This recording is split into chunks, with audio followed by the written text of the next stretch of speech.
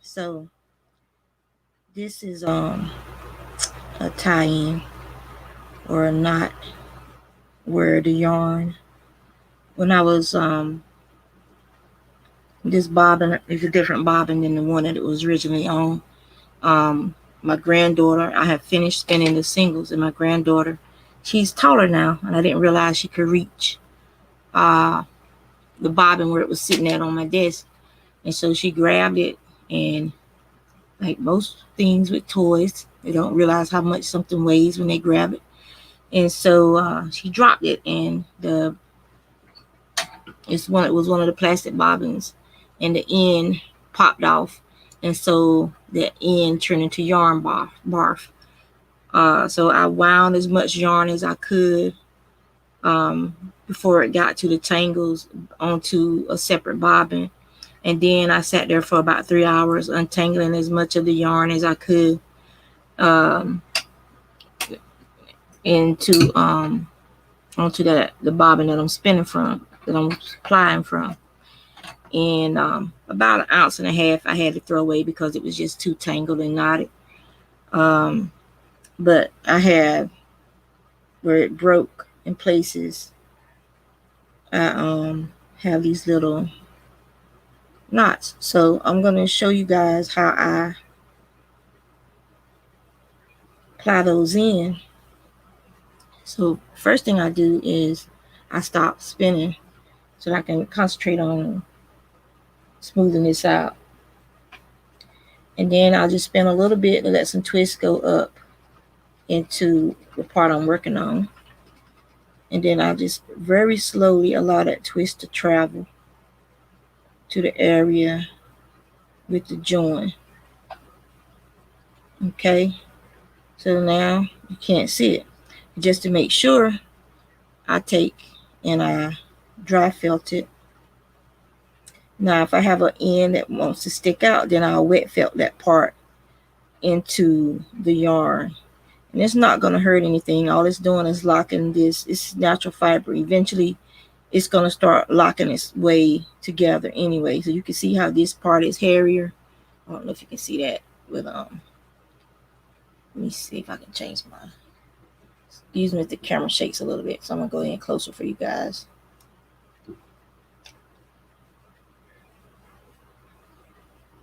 All right, so you can see the halo, which is the little fuzzies around the yarn. So that's what we call a halo. So you can see the halo in this part right here, but in this part you don't see the halo as much because that's the part that I'm smoothing down. So this is the join right here that had the actual knot. So I want to concentrate on that area, smoothing it down. And then I'll just work it this way. Now I could use water and wet felt it, but I don't want any wet portions of yarn sitting in there because, you know, If I'm watching my granddaughter, then I have to stop plying on my spinning wheel because I don't want to risk her getting hurt. And so I don't want some wet portions sitting up under this other yarn for a couple of days getting mildewy, because that'll ruin your yarn. So that's why I'm dry felting it just by rubbing it and locking those. Since it's a hairy fiber with a slight halo, um, there's fibers with bigger halos than that. So I'm just doing that, and like you can't even tell where it was at. By doing that, it kind of evens out the yarn even more. And when I wash it, and I get it on the nitty knotty, I'll check and see if any of those ends popped out after I washed it. And while it's wet, I will take and smooth it down while it's the whole thing of yarn is wet, because it'll be hanging up to dry.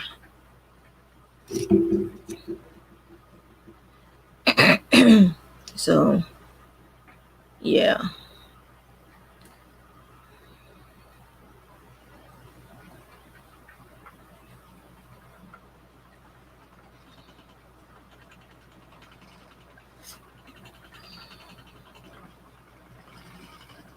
But that's how I take care of any joins and ties when I'm applying. Sometimes, because it's hand spun yarn, so sometimes you might spin an area super thin and not realize it. And when you go to ply, you're removing twist from the yarn because you're plying. I'm plying in the direction opposite the way I spun the yarn. So it's removing a little bit of twist, evening out that yarn. So as you can see, when I put some slack in this, it doesn't curl or twist on itself. So my yarn is already a pretty balanced yarn. And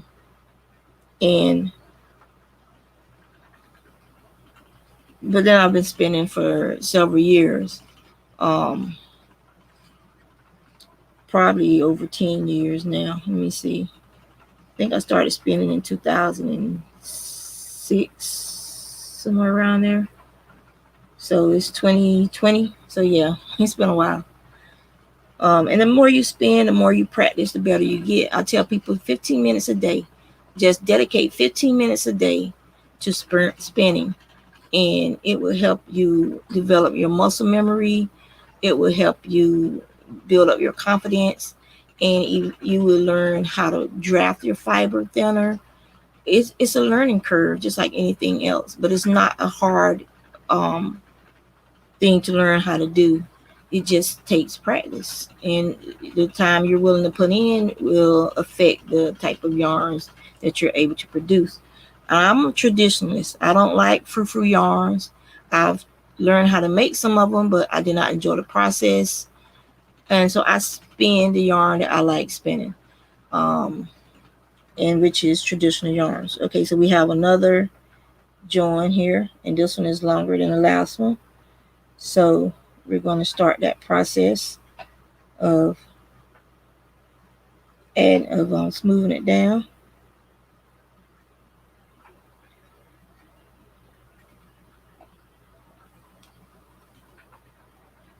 Okay, so now we're just gonna dry felt that area by rubbing. This is the same way you would lock up your hair if you were trying to do dreadlocks. This rubbing, twisting action to mat the hair together, to lock those hairs in place. The cuticles outside of the wool lock together basically, and that's how your hair ends up being matted and knotted, when those cuticles get locked in together, twisted around each other. Now alpaca has a smoother hair surface, but you can still get alpaca to felt. It just takes you a lot longer. It's hollow in its core, whereas sheep's wool is very similar to human hair, is that it has a medulla in its core, and then you have the outer layers and whatnot. I think it's, if I remember how my hair structure correctly. So There you go. So you can't see it. You can't even tell where it was at. All right.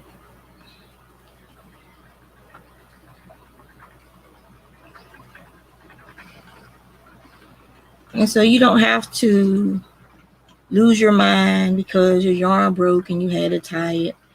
Um, you can smooth it down. And only you will really know where those joins are if you do it right. Um, and the way I incorporated those ends into the yarn, make sure that that area is strong, that it won't come apart. Good morning, your little wear wagon. How are you? How are you this fine, fine Navy day?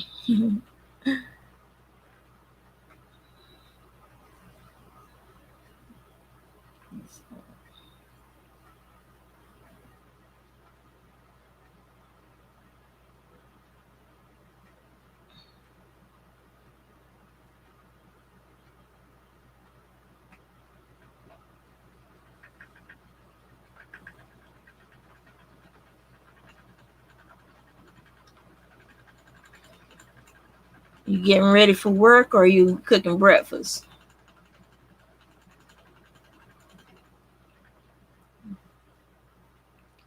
I'm doing good.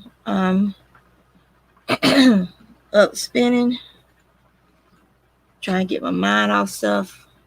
A lot of people that follow me know that my dad has advanced Alzheimer's and dementia, and he's back in the hospital being checked to make sure he doesn't have aspiration pneumonia. So I just came up here to spin and chat and think about other things right now.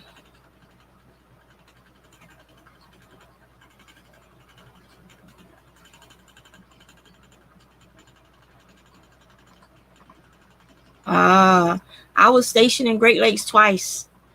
I love going into Chicago to just walk around, look at the historic buildings, um, eat the food when I was stationed there.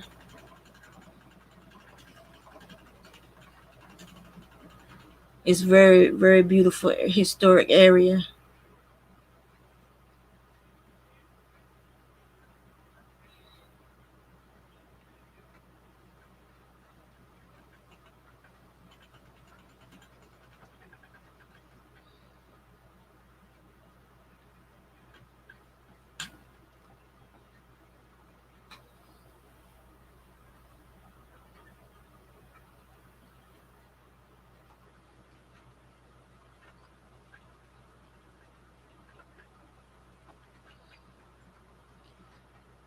It's too tight.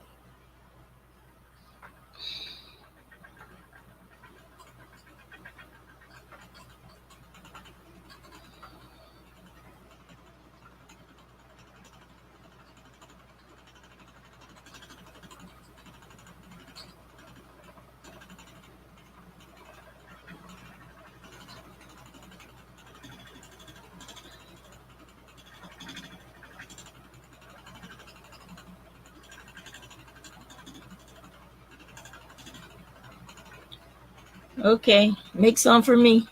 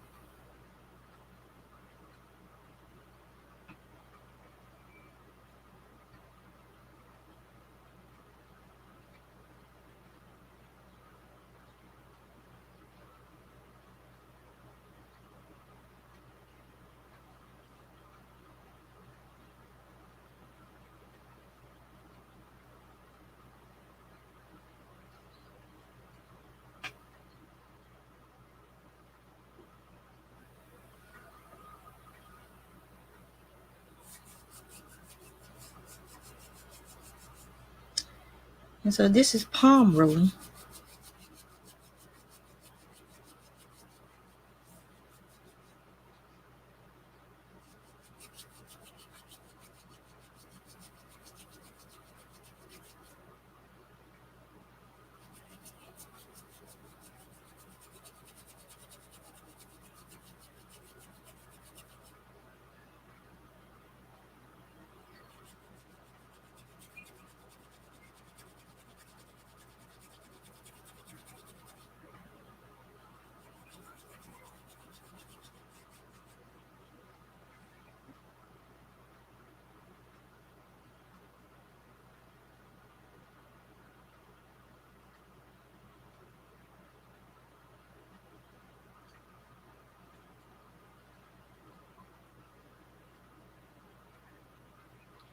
And so this is called a pigtail.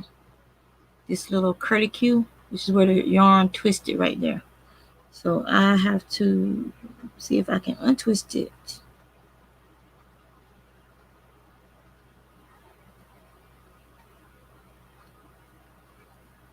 There we go. See? Now, you just have to work that excess yarn down.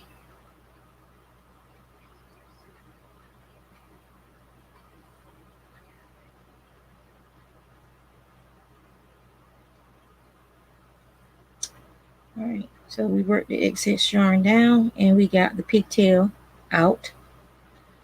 There are people who actually spin art yarn and they put those pigtails in there on purpose. You've probably seen art yarn in the stores that had like little offshoots of yarn sticking out like that.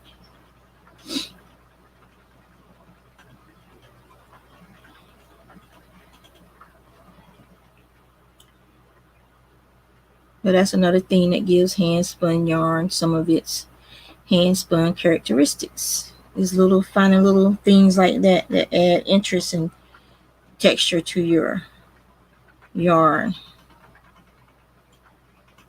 Whereas I prefer functional over frou-frou. Is what I call art yarn, frou-frou yarn.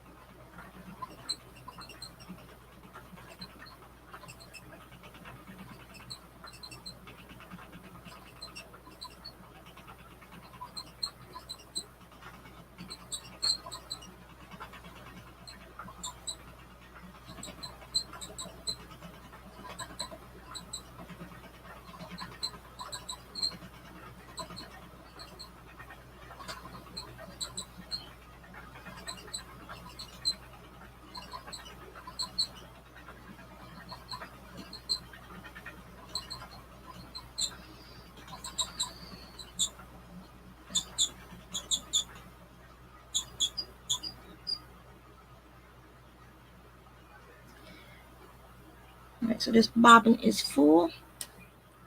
So I snap the yarn right there, and I'm gonna find where the 3-ply ends, which is right here. Now I'm gonna put a little knot right there. And whoever gets this yarn, which would be Laura, she can always cut that knot out if she wants to.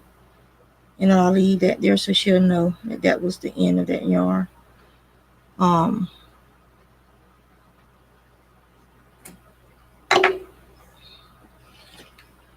So far I have, I think this is bobbin number, let me see, this is bobbin number 5. So I have 5 bobbins so far of wool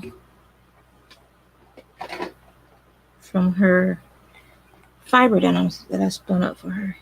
So let me let you guys see that. So it's 3 right there. It was 2.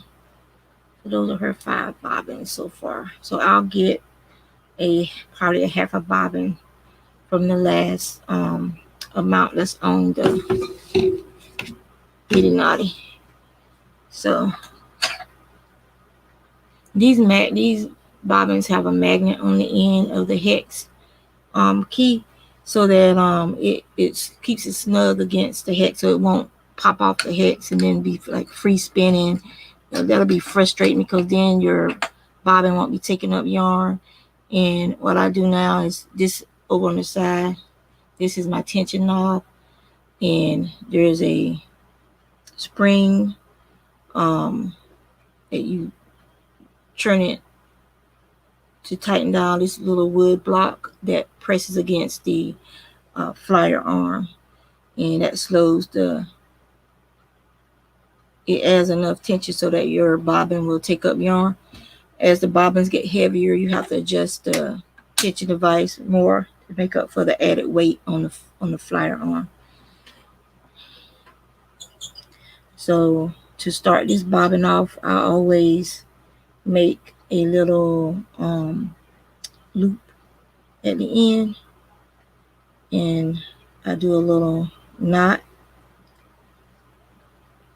and then I'll slip the knot down to the end of that yarn so it'll be nice and smooth. Make the knot as smooth as possible.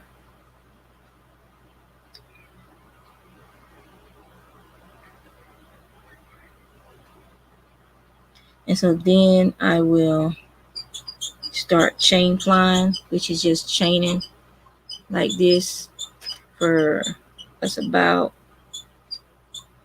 3 feet, I guess. Then I'll take and I'll slip the loop so that my loop won't get lost over the bobbin. And then I'll take this part and I'll pull out about that much. And then I'll loop it around and make a slip knot around the bobbin like that. And I'll adjust the length. And I'll do this about 3 times around the bobbin to make sure it's nice and snug. I'll push it back to the end of the bobbin. And that way your yarn it won't be spinning around, and your yarn won't be sitting there not being taken up, getting too much twist in it. And so then I'll just go ahead and lace it. Take my loop off of my resting spot, and then I dropped it, but it stayed there. And then gently allow that to go. So now you see it's already put several loops around the bobbin, so I know it's not free spinning, it's taking on the yarn. So then you can just go ahead and go back to plying. And with this, I don't have the I don't know why I can't think of the word. I could get one for my margin craft if I wanted to, but I don't spin on it that much because of my knees.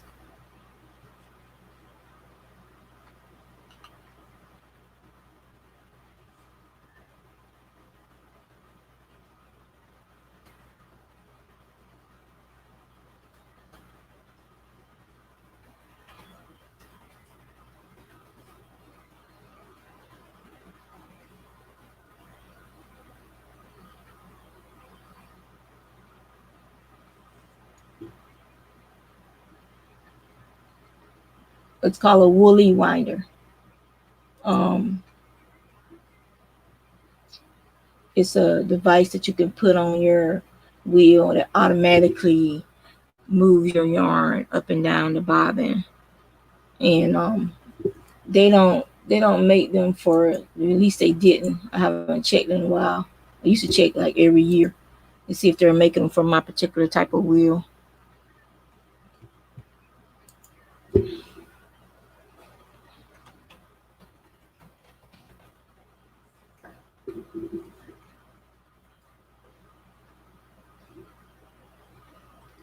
A lot of the older traditional wheels, they make them for the Ashfords, they make them for the Margie Crafts.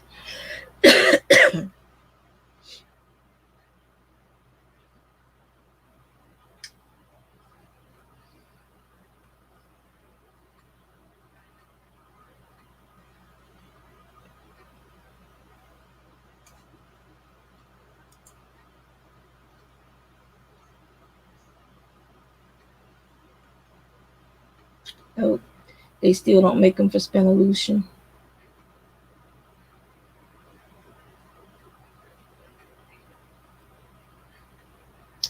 They make them for Ashford, Frick, Hanson, Jensen, Kromsky, Landrums, Luett's, Margie Craft, Merlin Tree, Pocket Wheels, Reeves, Roberta's, Shacks, but they don't make them for Spinolution wheels, which sucks.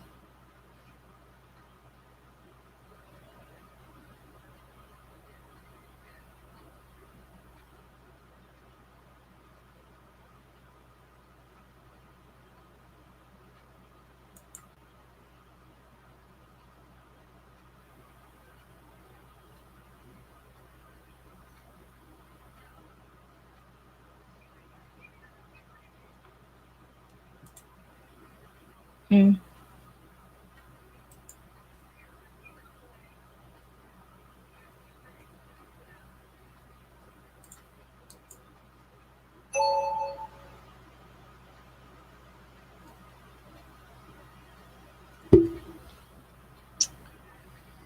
So I only got this little bit left to spin, so I'm gonna get back to it. Ain't nothing to it but to do it. Then I have to pick out a new spinning project. Have all this wool from Homestead Wool and Gift Farm that I want to spin. That's down here on this side of my desk.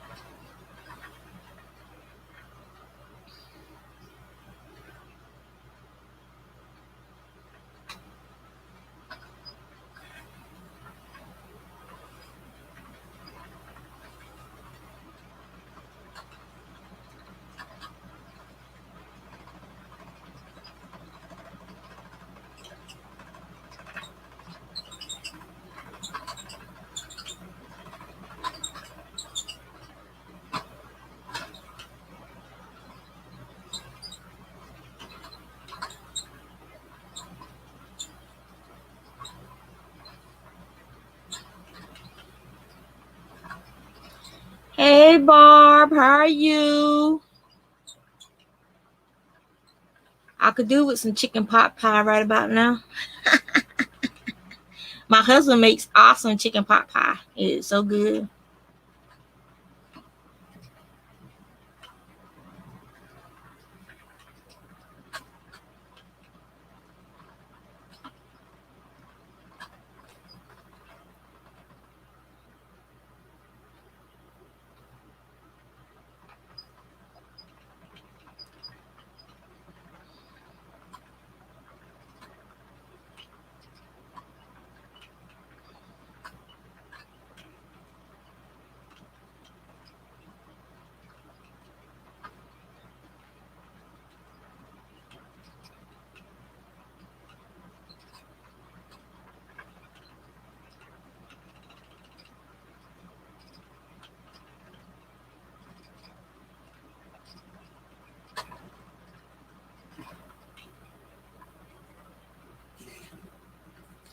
Getting down to the last of this spin, and then I'll let it rest for a day, and then I'll take it off the knitting knotties and wash it. Take it off the bobbins using the knitting knotty and wash it. I'll probably do a video showing you guys me taking the yarn off the bobbins too.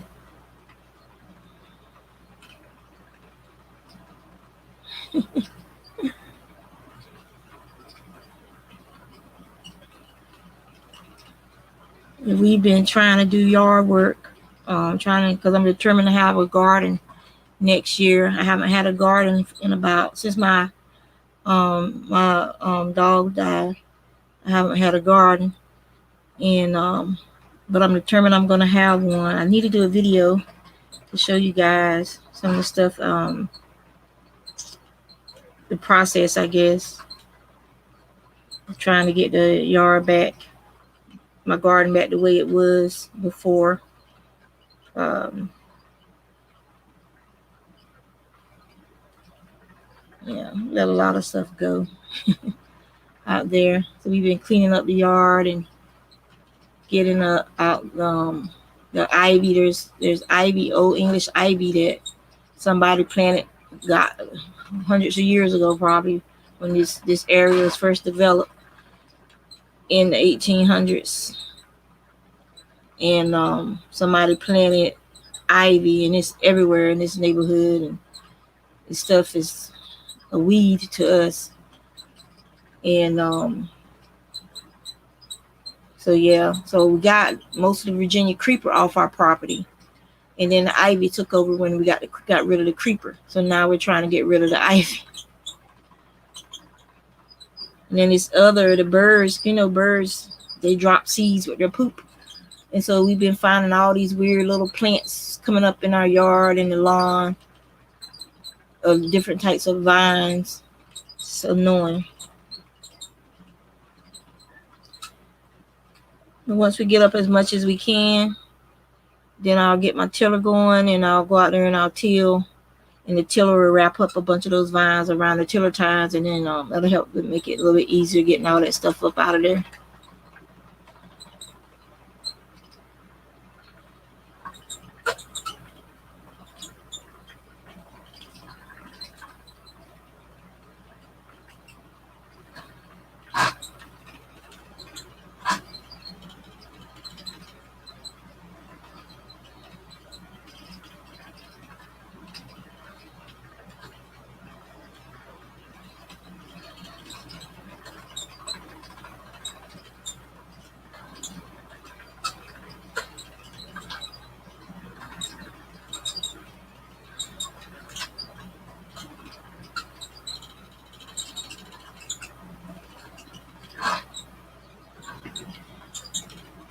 Wow. Where are you at again? I hate snow. Snow is a dirty four-letter word to me. Even as a child, I didn't like snow. It made because my grandmama, she used to make us go outside and play. And she wouldn't let us back in the house until she felt like we played enough, I guess, or to get us warmed up. And then she sent us right back out. And I hated the snow. It made my hands ache. It made my joints ache. And now that I'm older, I have degenerative arthritis in my knees, and so I'm starting to have some signs of arthritis in my hands. So maybe that was as a child, my body already knew the genetic stuff that I suffer from. So, I mean, I love being outside. I love heat. I love the heat. Heat doesn't bother me, but I hate the cold.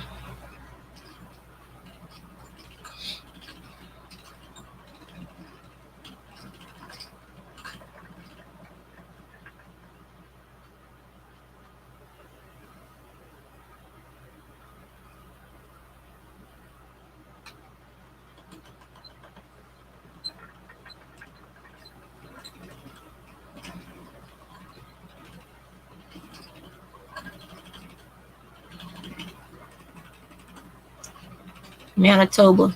There's an old horror movie about called the Manitoba, about this spirit that was took over this lady's body, and it was reborn, like it was like a parasitic attachment on her back, being reborn. Yeah,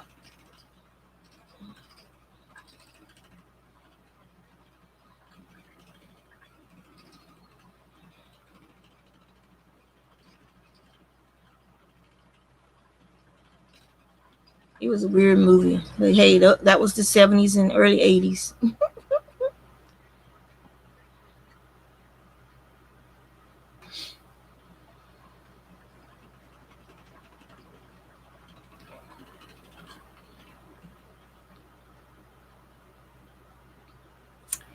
If I won the lottery, I think we would move to Idaho, near the Canadian border in Idaho.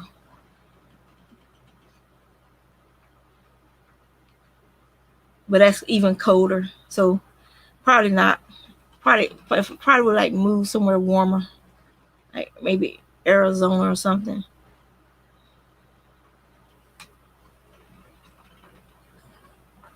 Not Florida, because Florida is just all those spiders down there.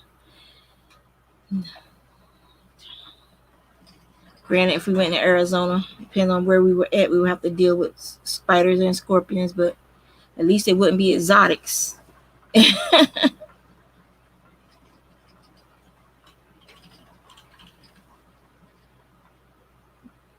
This time of the year, in January and February, in the wintertime, a lot of Canadians vacation down in places like Myrtle Beach, North Carolina, or Myrtle Beach, South Carolina.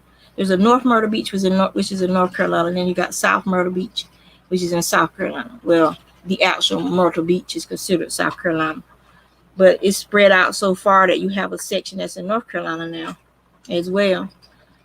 But a lot of Canadians go there for vacation, because to us it's cold, but when it drops down in the 60s and drops down into the 40s and 50s, but they'll be down there walking around in shorts and stuff, like they're hot. I'm like, oh my god.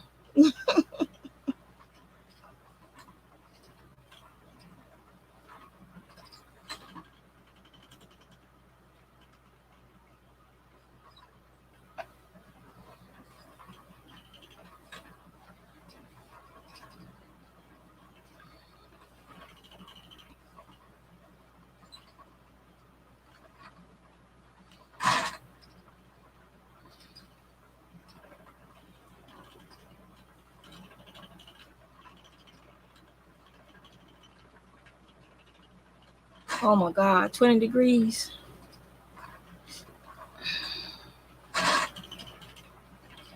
So how much snow did y'all get so far?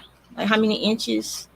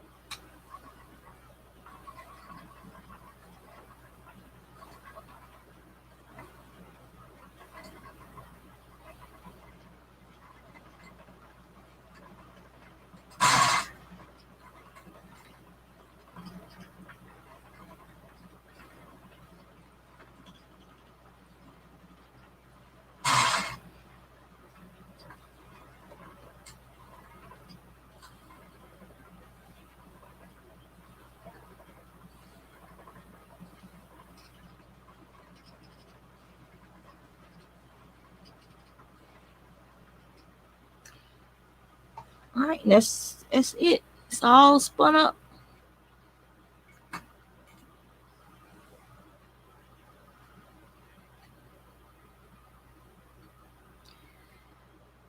Get this last little piece with some twist in it. And then do my knot.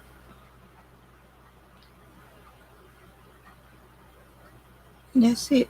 That's the last of it. She's all spun up. And since I'm in a spinning mood, I guess I can start on spinning something else, huh?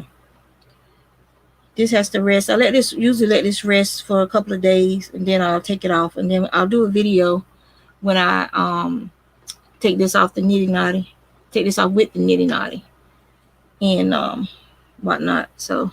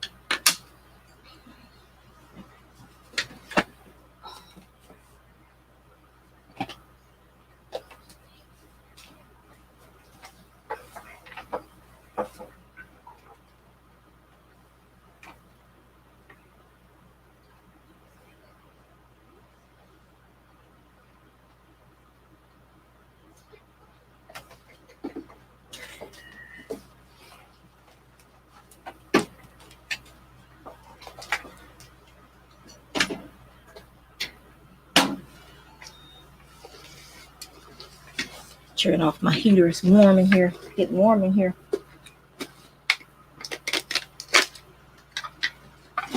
Popping the top on some chips, y'all. The breakfast of champions.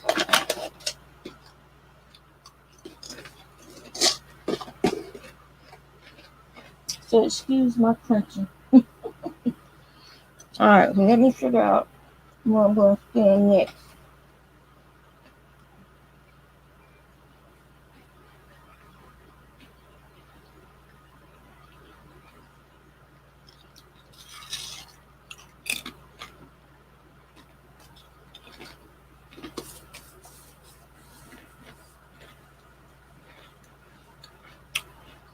So typically, how much snow does your area accumulate?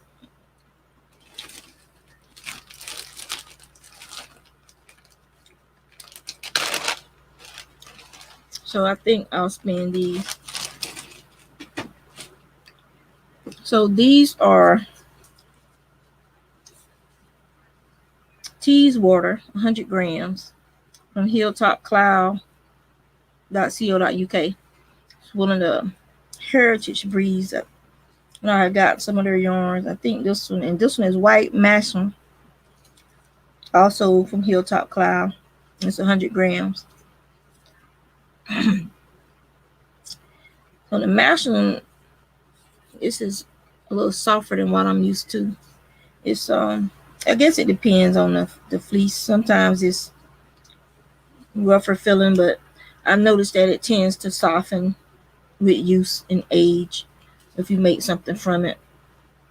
And we'll probably end up dyeing it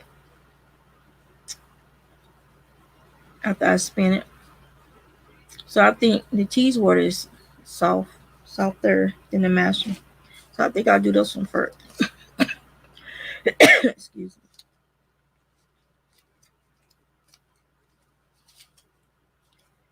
These are the last, I think these are the last two commercial braids of fiber that I have, as far as that I purchased from somebody else. Now I do have some Romney that's white that I had gotten for dyeing.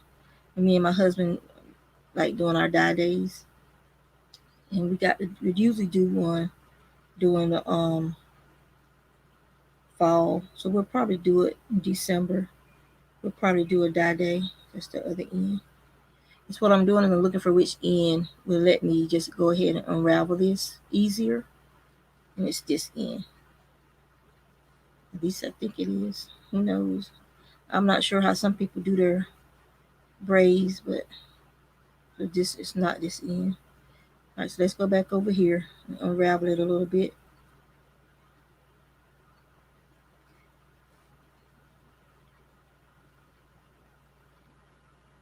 Is this end? Okay. So basically it's just hand plaiting this, chaining this, like plaiting the braid, but it's from with one strand. You're not using two. It's kind of like chain plying with the plying. You basically you're taking this one and you're making it into like crocheting it basically with your hand. So you're basically doing this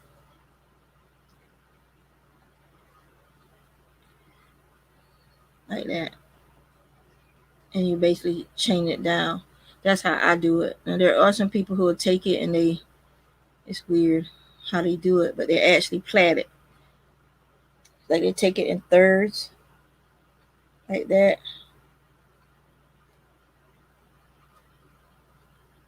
and they actually plait the braid. Like if you're plaiting hair, they actually plait it like that. See, they'll have this like mounted over something so they hold it in place, and then they plait it. They plait the braid down like that.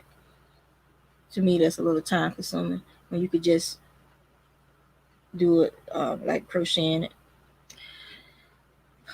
All right, I'm gonna tuck that in there.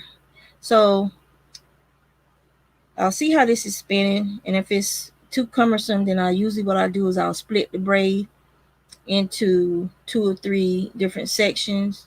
I just strip it all the way down to the end and make little nests from it, so it'll be a little less unwieldy, and I can get it to draft thinner. So I might just go ahead and do that. Yeah, I'll just go ahead and split the braid. And so thick the commercial roving is comprised of several slivers that have been put through a pin drafter to kind of join them together into a thicker braid, or a thicker rope of fiber or roving or top. They call it top, commercial top. And so this is probably 2, because see, I could separate it again right here and thin it down. So this is 2 slivers as they come off of the carding machine. It's a sliver, and then they put it through the pin drafter to join the slivers together into thicker and thicker top slash roving. We call it roving. It's probably just top. I call it roving, put it like that. It might not be the proper term for it based on thickness. And so then we get this little nest that's 1 sliver or sliver.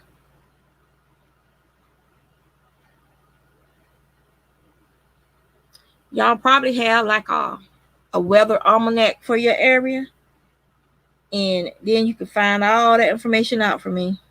Or once I get my hands free, I'll get, because I'm curious now, and it won't. It's like once I get a hankering for something, it's hard to get rid of that urge to find something out. So I end up doing some research for your area for the weather.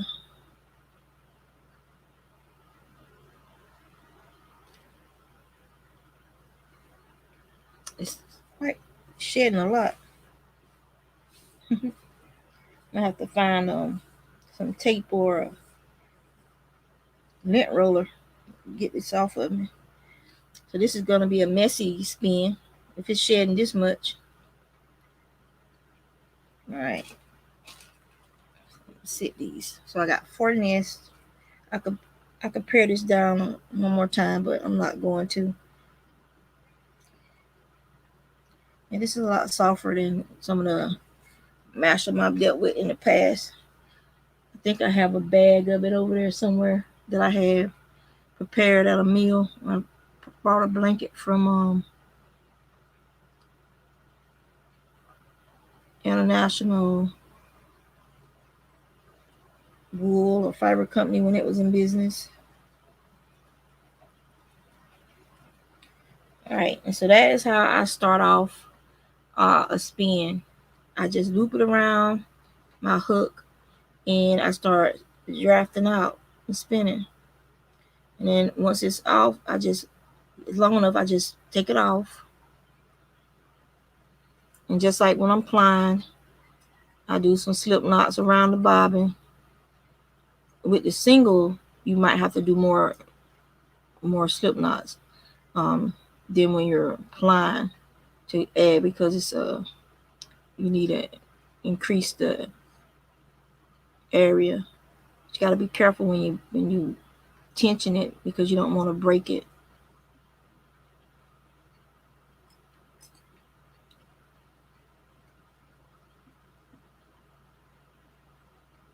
All right, so that's as far as I can go with it. And then I just thread it back around, and I'm spinning clockwise. When I ply, I spin counterclockwise.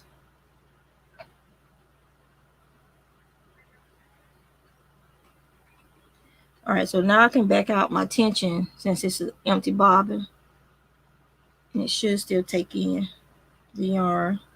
And as the bobbin gets heavier, I will increase my tension.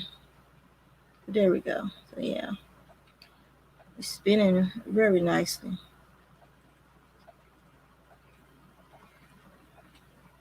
Because this is a thicker fiber, so I should get a slightly thicker yarn than what I would normally get, like with a fine merino or a fine blue face duster or alpaca. I mean, if I wanted to, I could try to spin it even thinner, but I tend to be on the side of let the yarn be what the yarn wants to be. So if this is how it wants to draft, then this is the yarn that I'll spin. I don't try to force a yarn into being thinner or thicker, because one, I will have to constantly be monitoring what I'm doing, and that's not enjoyable for me. And I'll end up with a headache, and I'll end up frustrated. And because I realized a long time ago that I'm spinning for my enjoyment, I'm not spinning for other people's enjoyment.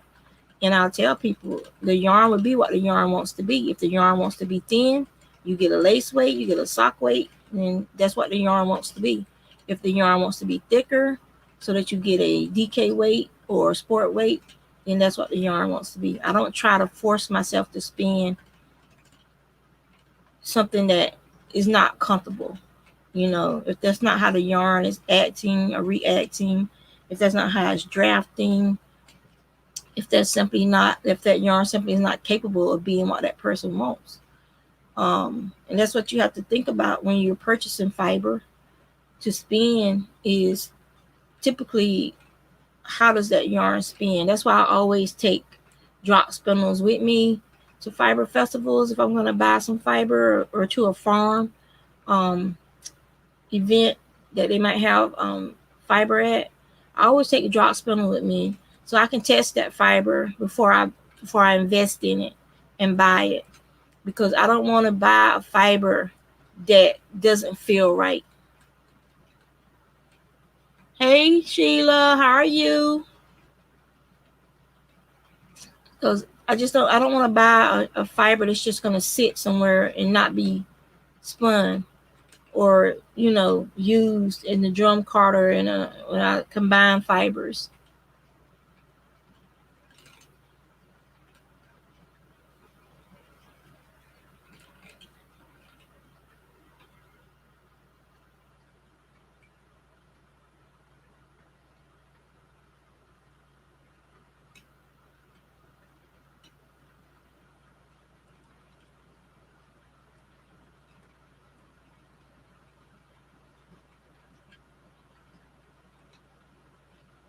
Trying to get my hands where you guys can see what I'm doing. Hold up a minute. Um, let's see.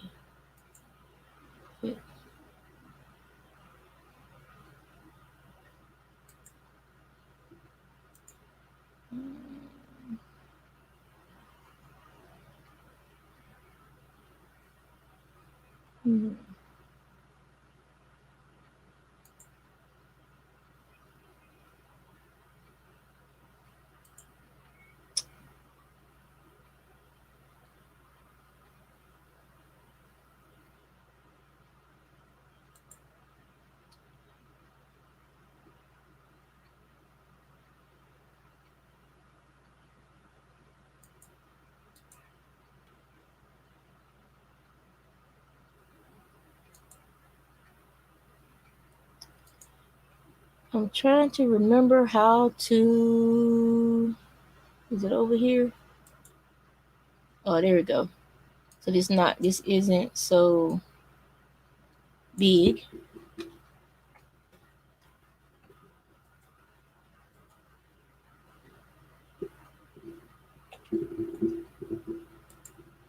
All right, so now y'all can see my hands.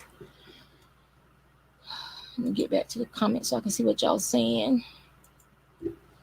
All right.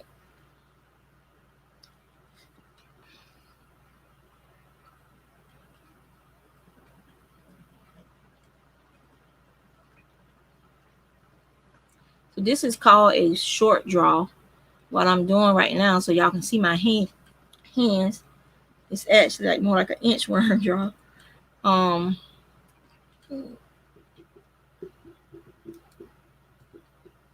The camera is backed out as far as it can back out. Let me see if I can get it to turn more towards me. All right. I don't typically draft the yarn like this. My hands are usually a lot farther back from the wheel because that flower head is spinning very quickly and I don't want my fingers anywhere near it. So what I'm trying to do is get enough twist in the yarn before I let it go onto the bobbin. Because if you don't, when you go to ply,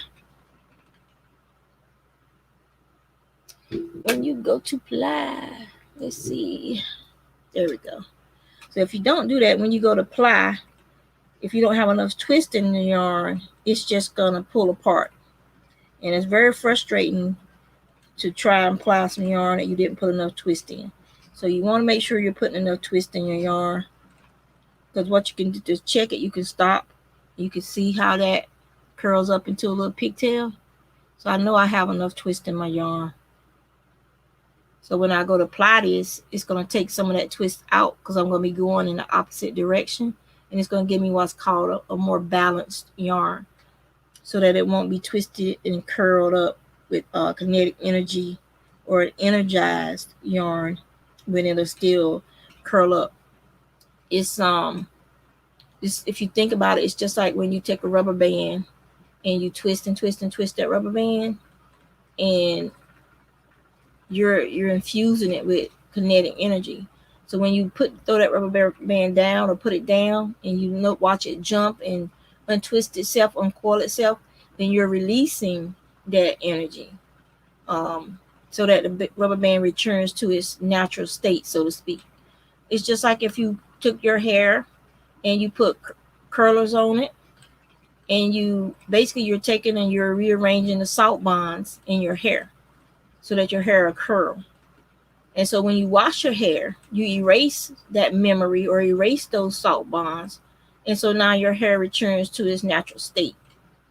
So that's what you can do with kinetic energy as far as hairs and hair types are concerned.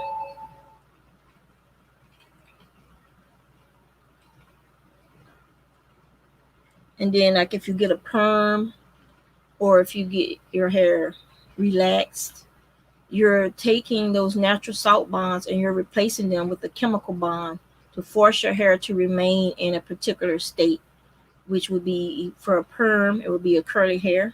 And for a relaxed hair, it would be straight hair. And those chemical bonds are permanent bonds.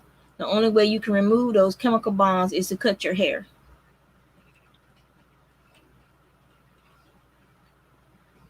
Well, you could relax your curly hair, but that's a lot of chemical in that hair, which is why a lot of people's hair end up fraying and breaking, because you've basically taken it too far. It's like burning a piece of paper, you know. And that's why you see a lot of people who dye their hair blonde, they end up losing their hair because they basically destroy that hair. In order to get that that peroxide inside that hair shaft, it lifts the hair shaft open, and then it goes inside the hair shaft and it destroys the melanin inside that hair shaft. It attacks it, and so that removes the color. It removes the melanin from that hair shaft, and so then you've damaged that hair shaft beyond repair. You'll see stuff saying that it'll repair your hair and blah blah blah. All it's doing is adding a coating to the outside of that hair shaft, to the cuticles, trying to get the cuticles to lay back down so it's not so frizzy and not so damaged looking. That's why a lot of those hair products do. It just lays the cuticle back down. If it's a silicone based hair product, it's actually almost gluing the cuticles back down, which is why it says your hair will be more, it has more volume. It doesn't have more volume. You've added a layer of a silicone product to that hair, and it's permanently adhered itself to that hair. That's why a lot of times when you go get your hair washed, they have to use a real strong shampoo, a stripper. Basically, it strips. It's like putting wax down on your floor. You're stripping that silicone from your hair, and some of those strippers can be quite damaging as well. So be careful what you do to your hair, ladies. And we could do the same thing to wool. And wool, regardless of which type of animal, I'm using wool in a general term, not just for sheep, but for um, alpaca, rabbit, or whatever fiber that you're using. We can bleach this, we can dye it, and we can damage it. So if you damage it too much, it's not gonna be a nice, soft, smooth, beautiful fiber. It's gonna do just like what our hair does. It's gonna mat up, knot up, kink up. It's just gonna be horrible because it's been damaged too much.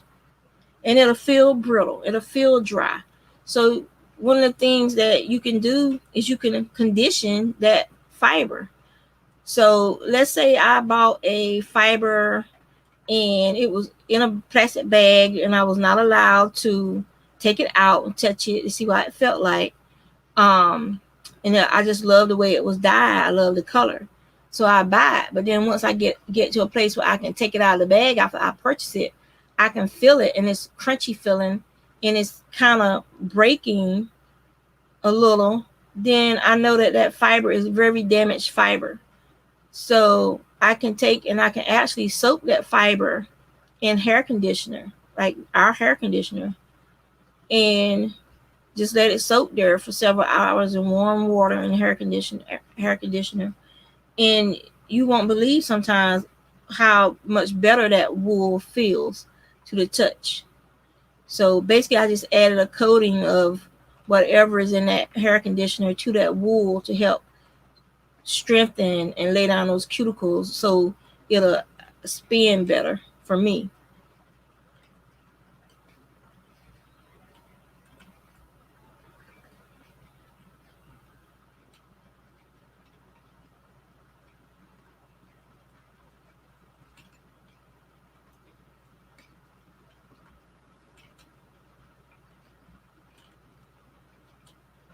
A lot of people, they have like a cloth or old pillowcase or something that they take and they put over their clothes to kind of get all this little bits and pieces of fly away together. But these are my old clothes, so I don't care.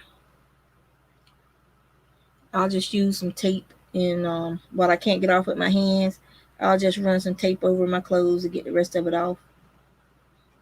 And then I have to sweep the floor, um, or plug up my vacuum and vacuum the floor, get up all these little bits and pieces of hair.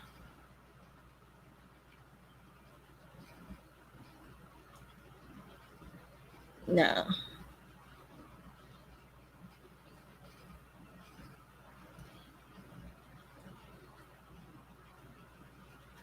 so this area right here between my hands, that's the drafting zone. That's where the fiber is pulling from. It's kind of in a triangle shape, your drafting zone that you pull the fiber from. Let's see.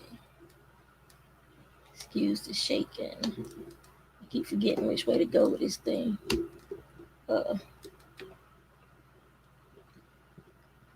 Trying to. There it is. Okay. Now you guys can see. So this area right here, you see the twist in the yarn is starting to go into the yarn right here, and that's my drafting zone right there. And if, let's say, it's coming out thicker than you want, you can stop and you can untwist the yarn. See how I untwisted that little portion right there? And then you can manually just draft it a little thinner if you want, and then you let it go, and the energy travels up the yarn into that part that travels up the yarn into that part you just released. I'll show you guys again. So I'm holding real tight here so the energy doesn't travel to my draft zone, and then you pinch right before your draft zone. Okay, so I'm gonna let that energy travel into my draft zone. So all right, so you see how it traveled up through there? So now I want to draft that, but the energy traveled up there and it's twisting it like that, right? So you just twist it the opposite direction like that, and then you can draft a little. See, and pull it thin. And you're applying pressure to this area back here. And so that energy travels up through the yarn. Energy travels up through the yarn. All right, I'll back it back out. Good morning, good morning. All right, so the energy traveled up through the yarn back into this little area right here. And it's called parking draft. Like if I was doing this on a drop spindle, teaching someone, I call it parking draft. Where then the drop spindle, you would just spin, add some kinetic energy, and you would stop. You would trap the spindle between your knees or under your armpit, and then you would just pinch here, twist, draft, release the energy, and you see how it travels up the yarn. You got more energy because you got a little pigtail back there, so you know you have more energy. So you can twist, draft, release, and see how it's not as tight. The pigtail is not as tight as before, and you could do that a couple of times. Twist, draft, and release. And now that pigtail is very relaxed now. It's not snapping back as fast as it was when you first started, but it's not got that much energy left in it. So now you need to add more energy.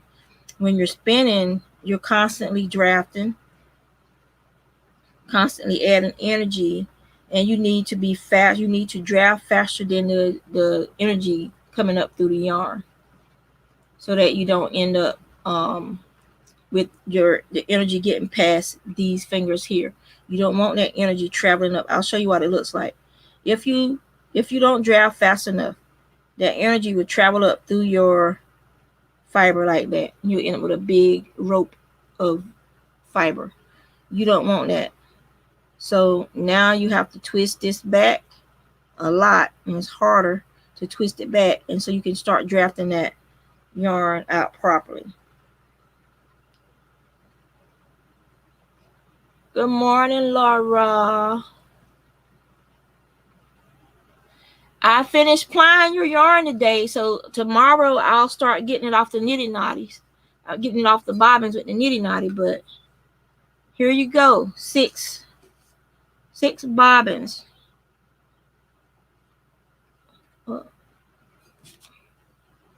There you go, Senora Gaza. So I just gotta, it's all plied. I just gotta take it off the bobbins after it rests for another day. And then you want me to wash it for you?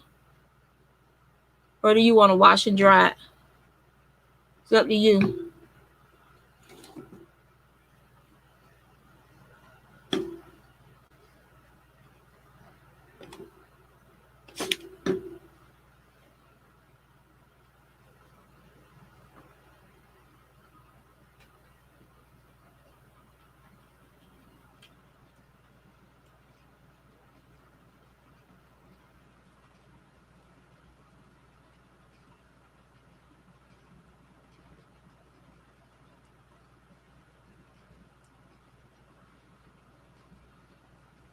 Barb Cohen, she has a she's one of my online friends that became in real life friends. We went to New York Sheep and Wool Festival the year before last, and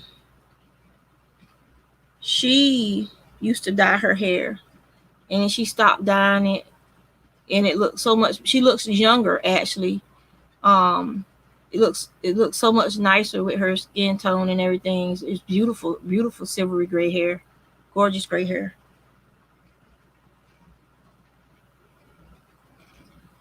I'm mostly gray now. I don't know if you guys can see my dreadlocks. So I got all this gray now.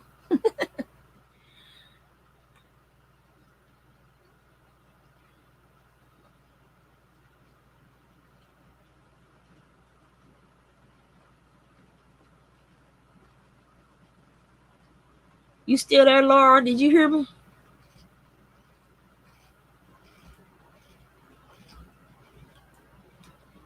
That is my local friend, my sister from another Mister, Laura.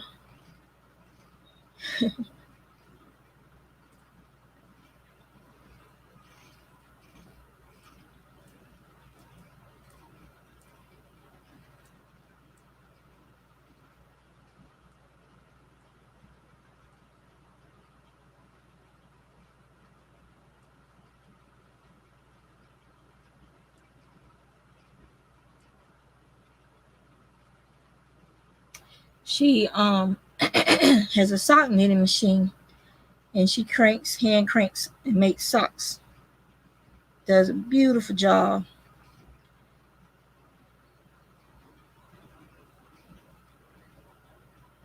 All right, so you see this tuft of yarn that just popped up there of wool? This is what's called a second cut. This is when the animal was sheared. They went by for another pass, and the hair was shorter. Um, we don't like second cuts in our products, not unless we want not especially not if we're spinning a smooth yarn. So these things are unruly and they tend to stick out in crazy directions or cause a lump in your spinning. So see how I just stopped and pulled that off right here? I just stopped and pulled it off. And so you can do that with a lot of little nips and imperfections that show up in your wool.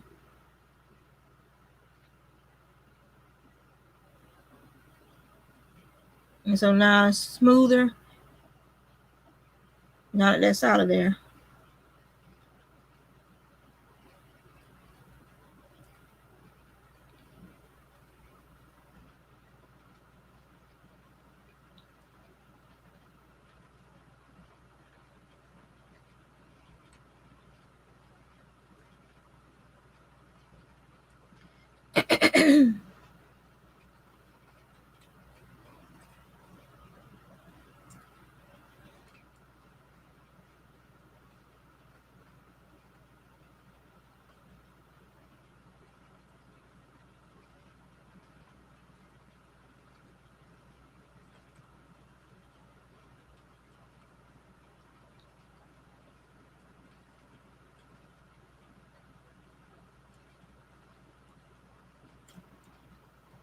Yep, you're lucky. I usually do swaps with some of my knitting friends. I mean, I can make socks. I just don't like making socks. I don't know why. For instance, like I started working on this the other day, and it's only like maybe an hour or two of here and there knitting on it because I had my granddaughter. But this is for fingerless gloves, and fingerless gloves are basically socks with a hole in it for your thumb, and for your hands. You don't finish it. I If I wanted to, I could make a set of pair of fingerless gloves in a day, no problems. But just for my mind, I don't know, it's some kind of mental thing with me and socks. I don't know what it is. I know how to make socks. I just don't like them. I don't like making socks, so I do trades. Like the socks I have on, my friend Ken, the turbo knitter, he knit these in exchange for some of my hand spun yarn. So I don't mind swapping out hand spun yarn for socks. I love handmade socks because they don't strangle. You know how those commercial socks the cuff of the sock is usually too tight, and it causes me to have swelling in my feet and ankles and stuff because it's not allowing proper blood flow. And being a diabetic, I don't want to do anything that's going to mess with the blood flow to my feet. So that's why I love handmade socks. And now that Laura has a sock machine, ha ha ha ha ha.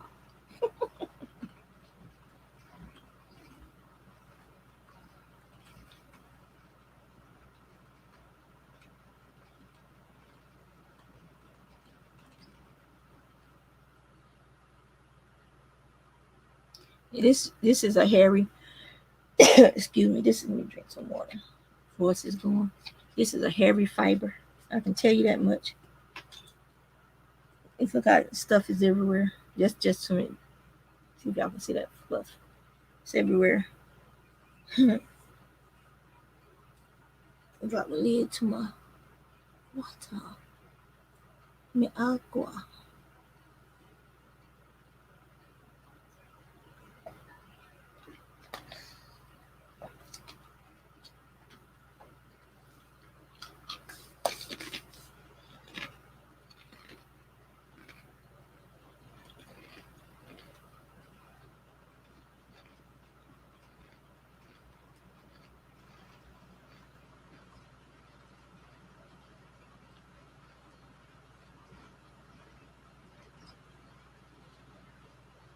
Yes, I do. I have an Etsy shop. I have a link to it on my let me see. There's nothing in there right now. Because it's the holidays and this is my busy season, making stuff for my family. So there's nothing in there right now. Let me see.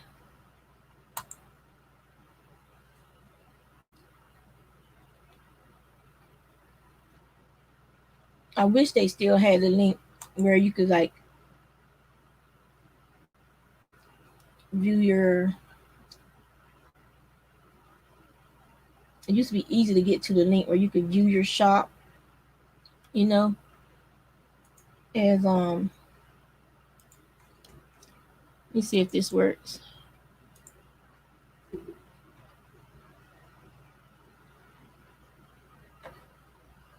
Okay, yeah, there it is.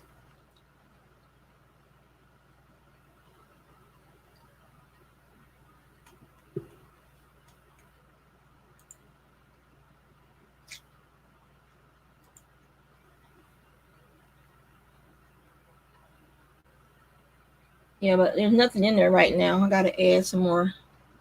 Gotta take some pictures of some hand spun and stuff and put in there. Cause yeah, this is when I'm trying to get stuff done, you know, for Christmas. So I took all the items down until after Christmas.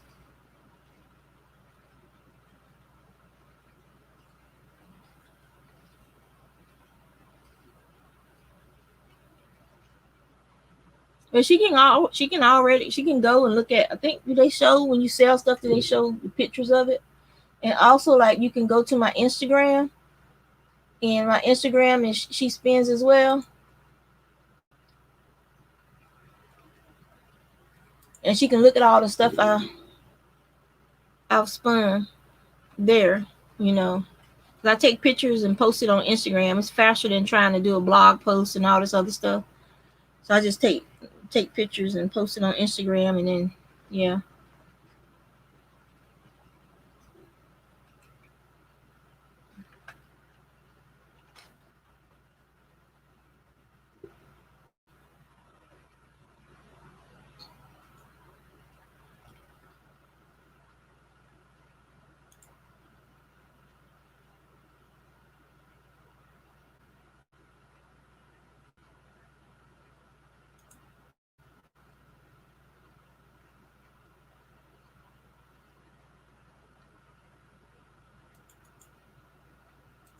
So here's my Instagram.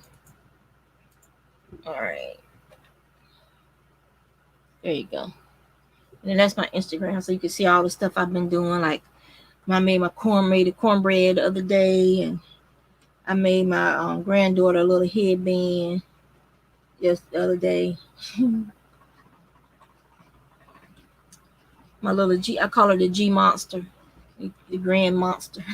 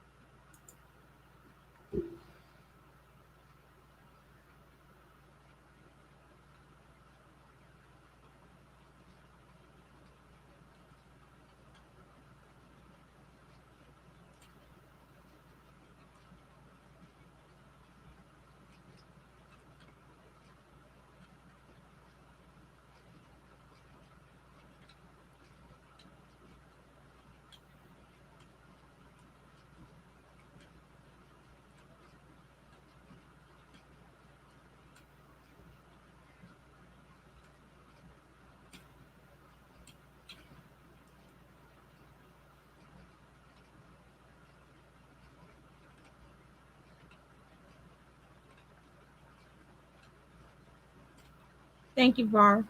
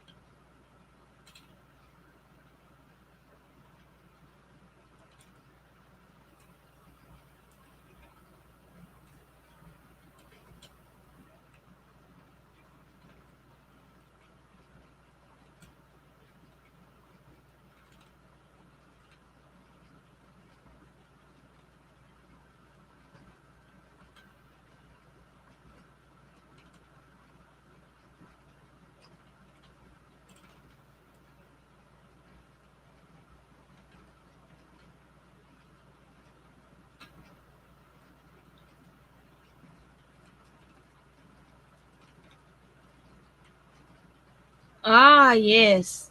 There's some pictures of my cornbread over on the Instagram that I made the other day. It is so good. It came out so good. And my friend Ashley, she makes this Hawaiian pudding. Not pudding, stuffing. And so she always makes some for me, and I try to make some cornbread for her family. And so we did a swap.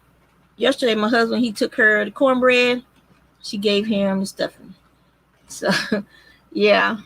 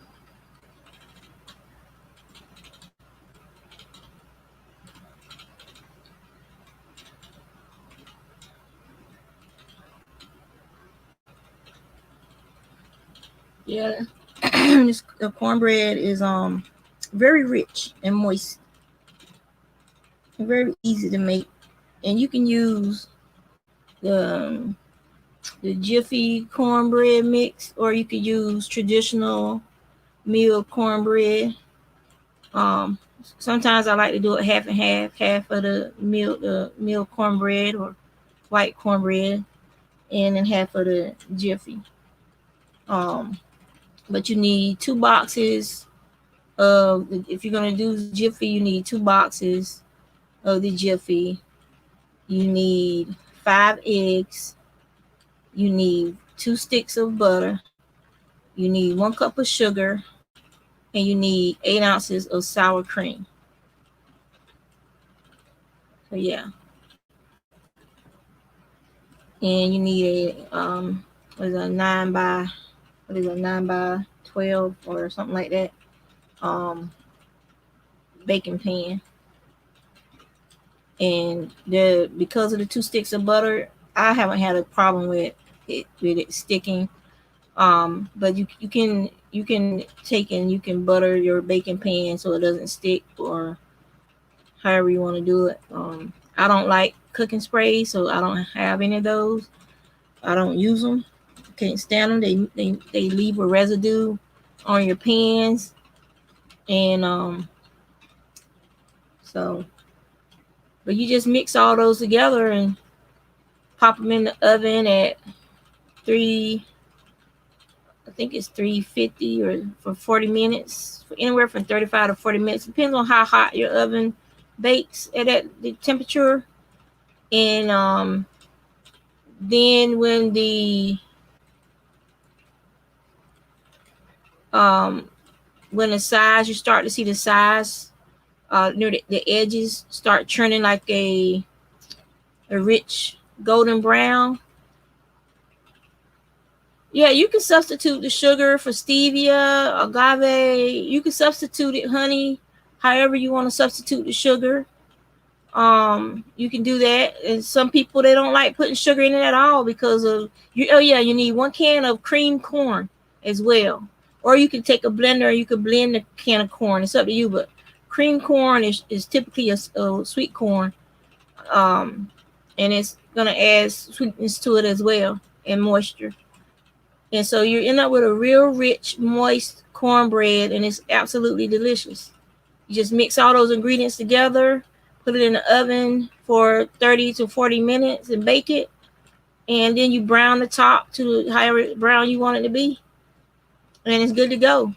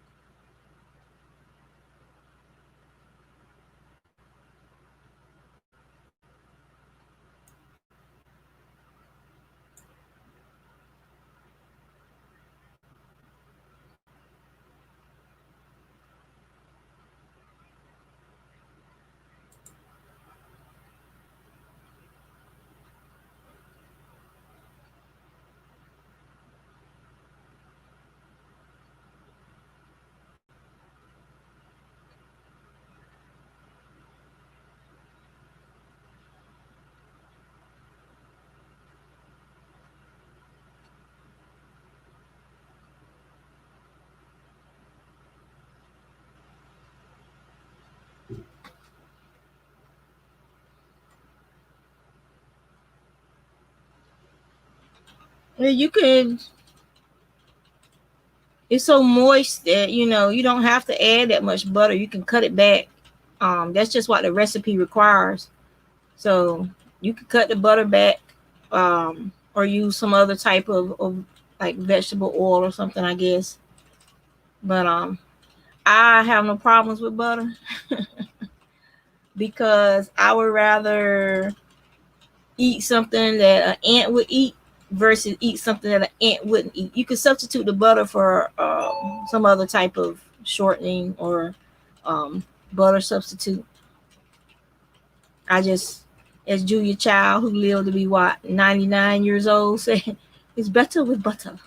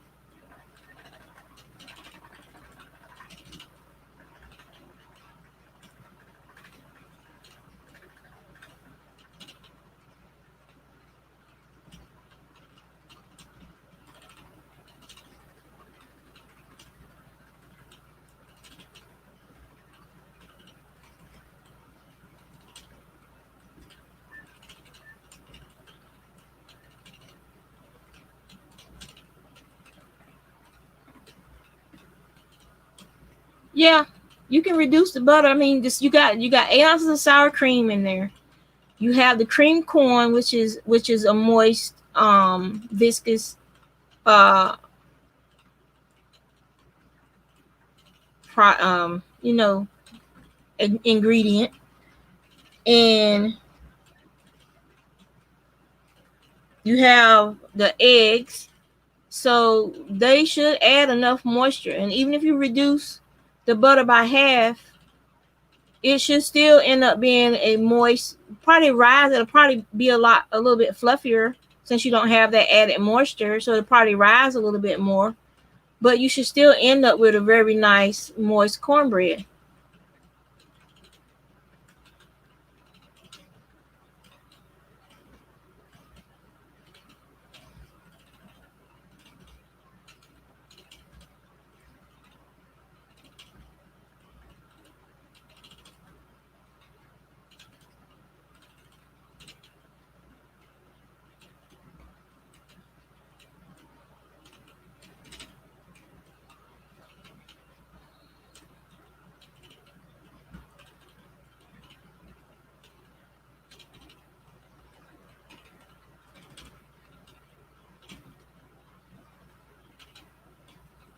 I wouldn't know about the yogurt versus the sour cream.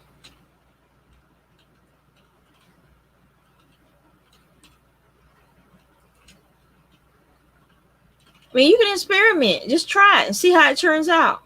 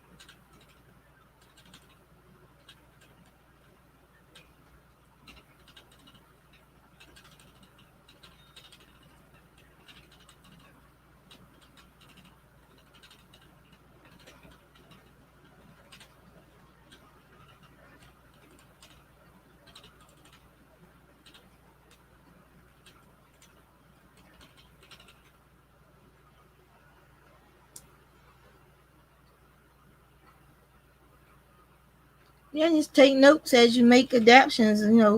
If you have to tweak the amounts until you perfect it to a healthier version for you. See what works, what doesn't work.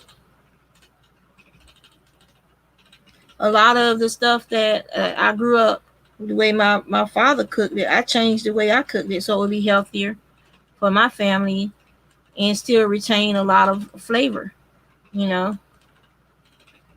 However, the cornbread is an exception. It's not like we eat it all the time. We only eat it at Thanksgiving and Christmas. So so we only get it twice a year.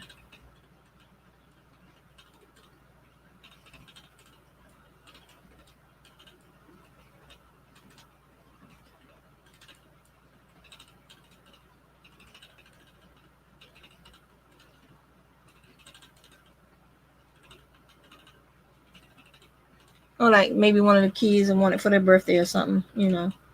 It's not like it's a Sunday dinner um addition to the table every Sunday. So it's too rich for that.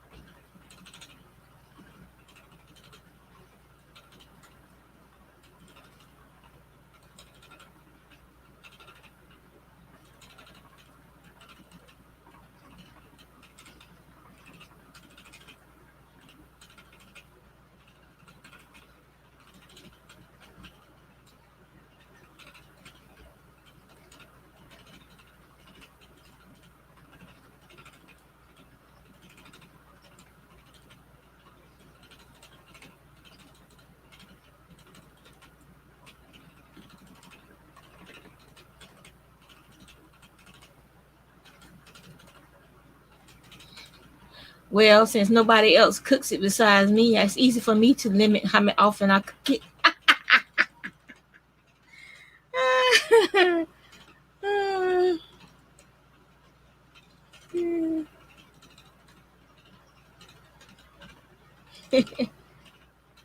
So it's like, Mama, you gonna make your cornbread this Thanksgiving? Mama, you gonna make your cornbread for Christmas? So yeah.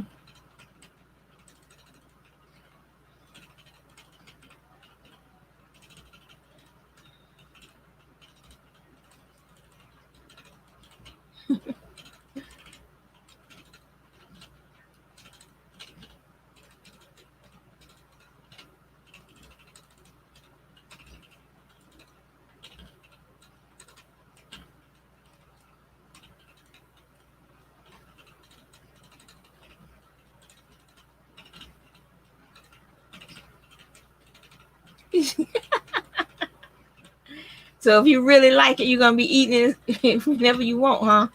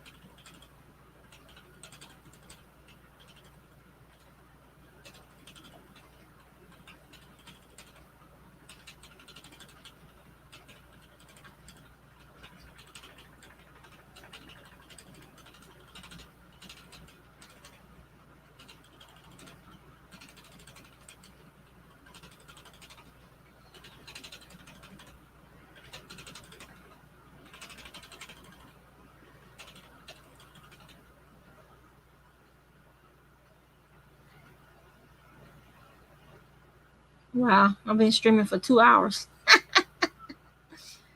Uh, 2 hours of spinning, and you're still here.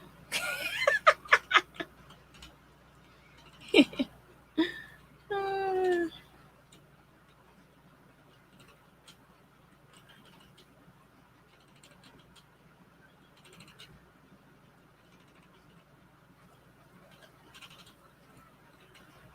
so what are you working on? You doing some arting? Are you doing some art?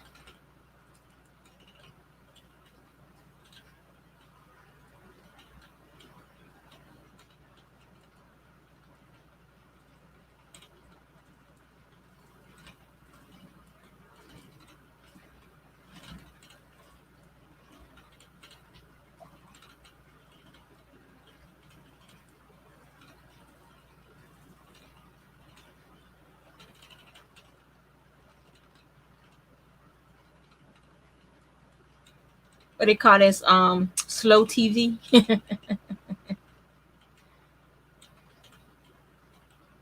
Thank you, Barb. Have a good day today and be safe.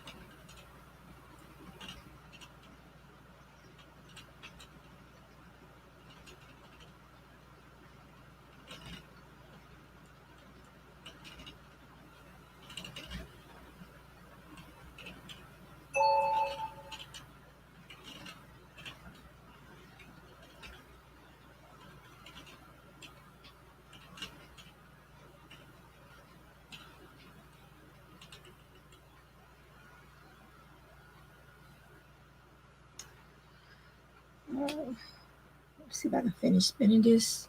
Then I gotta start laundry.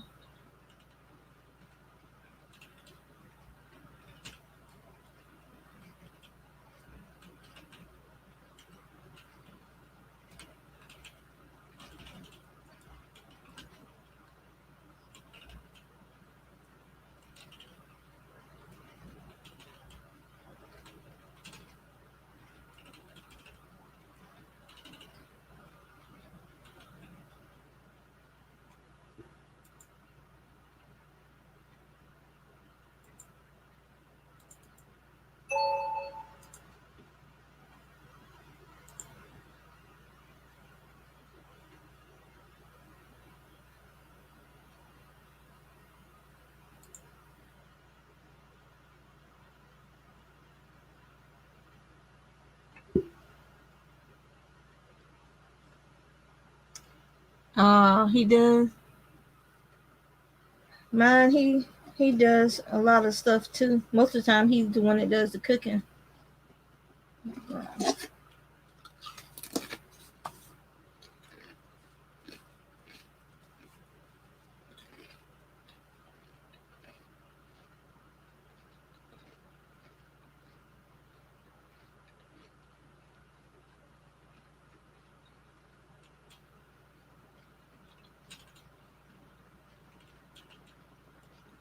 So what projects are you working on, Sheila?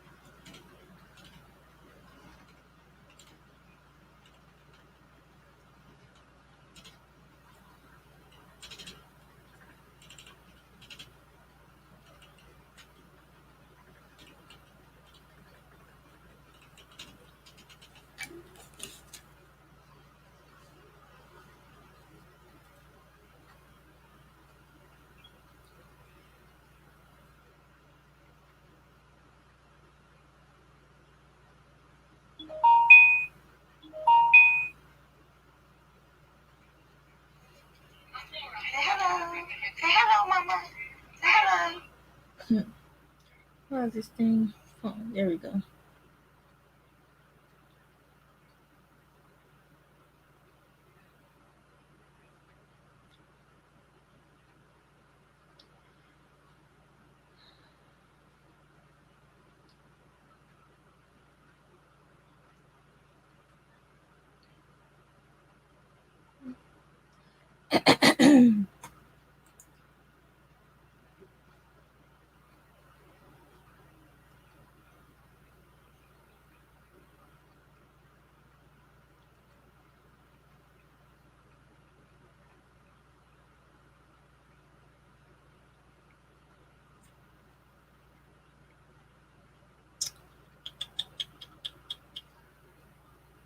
Let's see.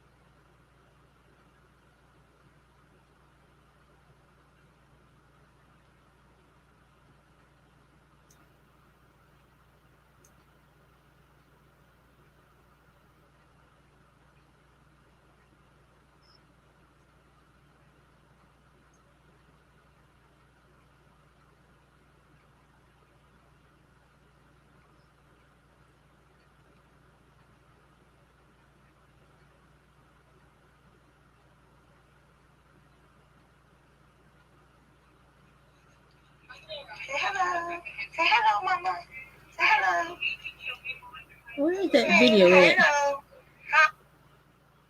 What is that video keep playing? My granddaughter is somewhere. Okay.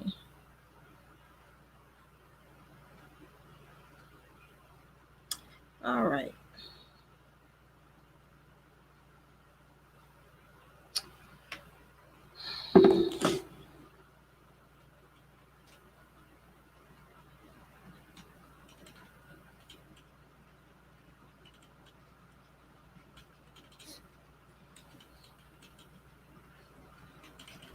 Are you gonna use it in one of your journals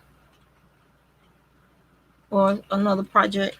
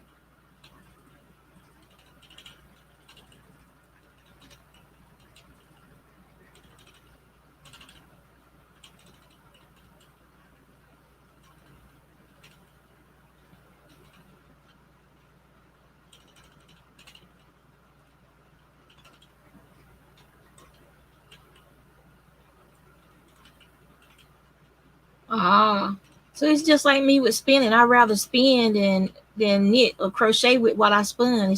It's the process of spinning. And you just like deconstructing stuff. So yeah,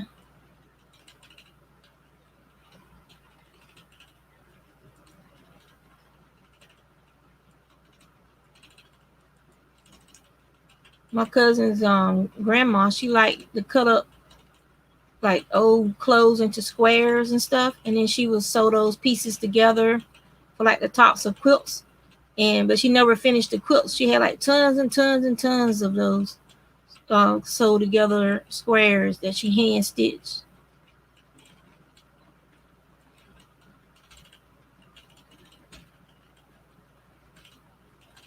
Because to her it was wasteful to throw,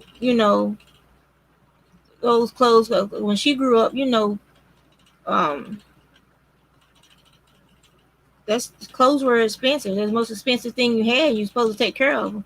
And so if once they got to a point where you couldn't wear them no more, you supposed to salvage what you could from that clothing to use for other projects to make other things with it, like blankets and quilts, um, clothes for babies, stuff like that.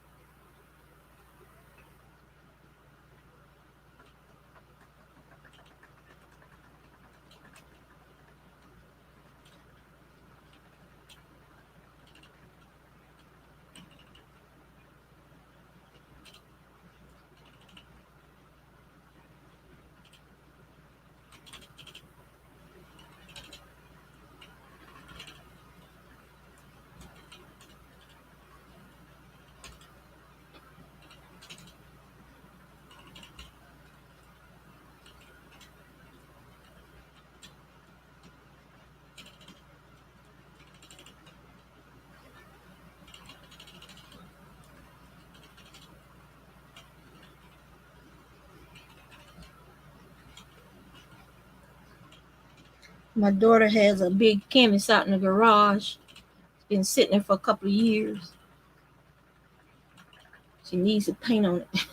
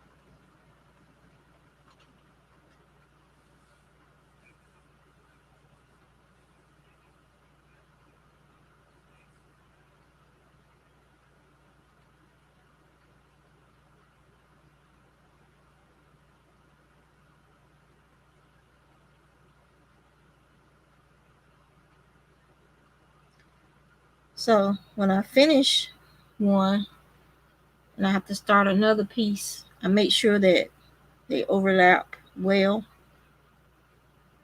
and so that the end is buried inside of a good stretch there, and that way you have less chance of your yarn coming apart. I'm just gonna rub it, make sure it's in there nice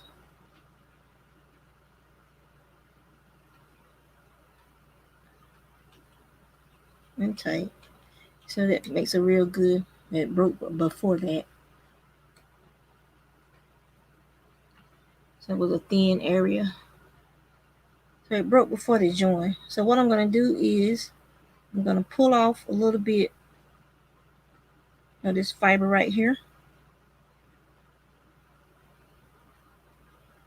And what I'm going to do is I am going to, if I can get it to do it, find the end. Okay. So I'm going to set this end in this part. And I'm going to take this end and get it untwisted. I'm going to put it right beside it, right there. I'm going to overlap it with that fiber.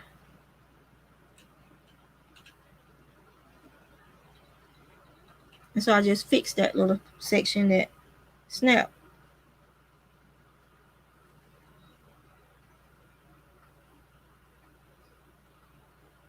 Just going to add a little more through there to strengthen that some.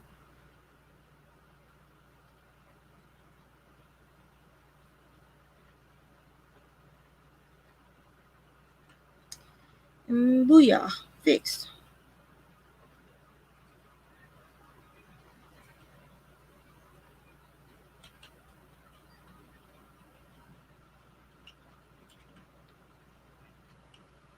Well, you should, because when I was a teenager, part of we had like a teacher was part of the art council, and it was part of our extra credits for trying to get extra credits, college credits for school. And we had to go and we would work at the museum that they turned the Keenan plantation into, and then right beside it was another museum that basically had farm tools, like old phonograph players, all types of historic artifacts and items collected around North Carolina was at this museum right beside it. And inside of the Keenan plantation, upstairs in one of the rooms, there was a spinning wheel, and they had a basket of cotton beside it, and it was a original to the property, from what I understand, if I remember correctly. And I was just drawn to that spinning wheel, fascinated by that spinning wheel. I would go up there all the time. I couldn't explain I just couldn't explain it. Even to this day, I can't explain it. It gives me goosebumps of my fascination with that spinning wheel. And we had some family friends, and in their grandmother's house, there was a spinning wheel, but it was just like, just sitting in the corner for like a decorative item. And I've always been drawn by spinning wheels ever since I was little. I just didn't understand that, you sometimes you ignore the clues that are put in front of you on what you're gonna need in life later on to survive, or what the things that will make you happy. Um, you just don't understand, and people don't listen to children a lot of times. They ignore them and they force their expectations on those children. Whereas I wanted to be a veterinarian and I wanted to do art. I wanted to do art related things, drawing and painting and stuff like that. But what I wanted isn't what they wanted for me. And so basically your dreams and aspirations get kicked to the side because you're forced into somebody else's box, so to speak. And you're not doing what you wanted to do. You're not doing what you were probably born to do. You get clues along the way of what's going to make you happy, you know. And I love spinning. I love fiber arts. I love drawing. I love writing. I love the creative, just being creative, the creative process. And for so many years, it was stagnant and didn't bring me joy because I had to do all this other stuff to survive. The things that were expected of me to do, and this wasn't considered important enough by people. So the people who raised me, so to speak. And don't get me wrong, I know they were looking out for my best interest, but sometimes you have to listen to your kids too, because they need to be able to do things that make them happy, so that they have a coping mechanism for when real life is getting a little too hard for them. They can draw, they can write, they can dye fiber, dye yarn, dye paper. They can do things that are creative that's going to help them release stress and tension. And you got to listen and watch them when they're growing up, so you can try and help them figure out what is it that you love to do, that's a creative outlet for you, that you can get rid of any kind of working stress and stuff. Gardening, I mean, I garden, I write, I draw, I dye fiber, I spin yarn, I knit, I crochet. I like tinkering with stuff when I get a chance. I used to be an electronic technician when I was in the Navy, so I have that aspect as well. I just love learning and doing things. So you have to keep your mind active, and you have to figure out what it is that you like doing to help relieve stress that's not harmful to you and it's not harmful to anybody else. Um, so yeah. And sometimes it might take a long time before you finally get that message whispered in your ear when you're alone one day. And that message, and that tells you that this is for you. And the next thing you know, you buy a drop spindle. You know how to use it. It was so weird. And then you get a spinning wheel and you use your spinning wheel. So my friend, the Fiber Chrome, that's her online name. Her real name is Teresa, and she's here local. She told me, she said, "You did this in another lifetime." When I told her, she said, "You did this in another lifetime." She said, "It's just your soul getting back to doing what your soul likes to do, which is spin yarn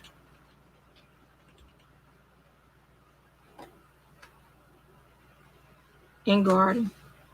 So I'm gonna take some video of the yard and stuff, and then one day I'll do a video going through all my different seed packets, and figuring out what I'm going to put in the garden, where I'm going to put stuff in the garden. So I have to draw out some little diagrams for myself, because I grow vegetables. I'm not a flower person, but I will plant zinnias and marigolds and other mixed flowers in my garden to help bring in the pollinators, and that seems to work well. We tend to get more fruit and vegetables when we plant a row of flowers on the borders of the garden to bring in the pollinators. So I gotta pick out some flowers to plant out there as well that'll grow while the garden is growing.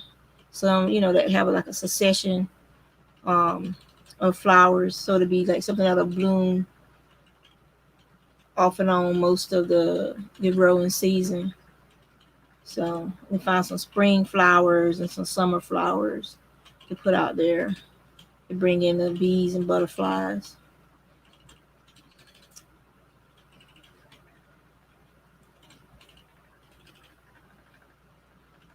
You always have somewhere you can work with some plants, even if it's just some herbs on the windowsill. You can make room for them. Um, and it's good to have them in your house. They clean the air. A lot of them release oxygen at night, and so it's good to have. So find you a couple of good house plants. Find you some windowsill herbs. Go to the grocery store and get you a couple pieces of ginger and put them in a little pot and watch the ginger grow. Same thing with a sweet potato. You can put a sweet potato in a pot.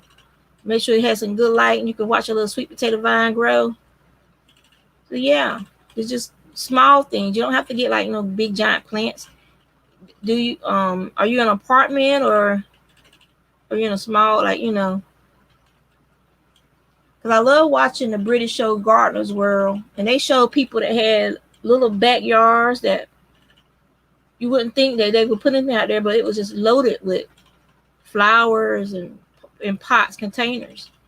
Um, so that if they ever had to move, they could just load up their containers and move them with them to the next location.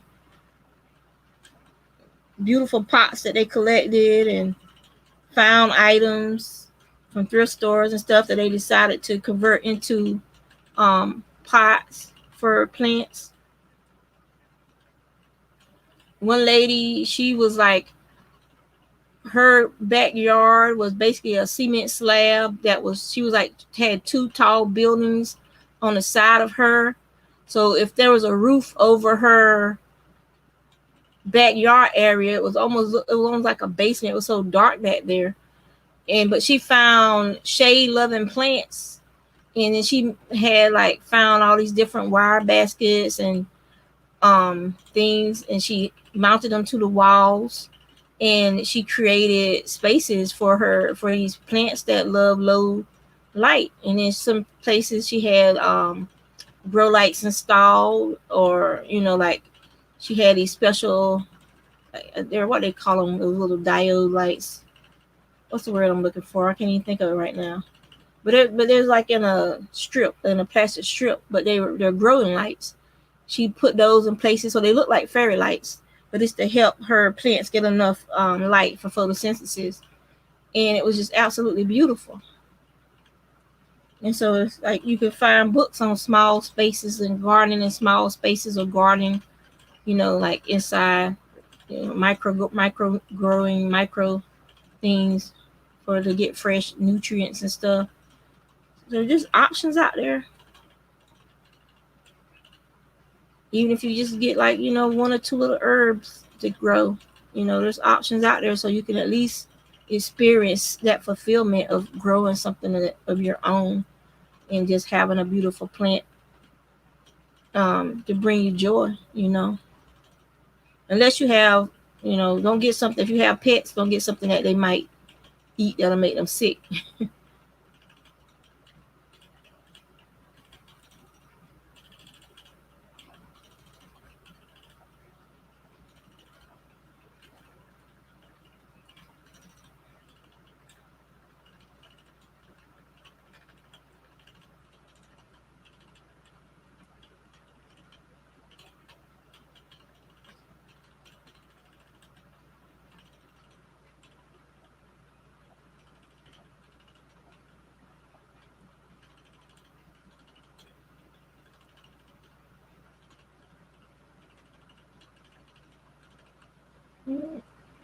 That's a sad thing when you lose house plants that you've been taking care of for years. I need to thin out the lilies. I need to figure out what kind they are. The ones that I brought up from North Carolina, from my grandmother's house, my mother's mother, and that's where my mom got hers from. So I took some from my grandmother's house, and then I took some of the ones my mom had that she was growing in her yard, and I planted them on the side of the garage. And we cut them back the other night, and I gotta put some beer traps out there because the slugs because the leaves are so thick where they've gotten to. I need to thin them out, so the slugs were like living up under there. So I gotta start thinning out those slugs before gardening season. So I gotta put down some beer traps. So the beer traps seem to be the best thing to me to catch a bunch of slugs. They'll go to that beer and they'll leave your plants alone, and then they drown in the beer. So and then I got to buy some garlic so that I can boil it up and start getting my garlic side ready and to spray on plants. And I love hostas too, so I gotta find some hostas. I want to put some hostas around the front of the house, but and stuff. Just little things, just step by step things.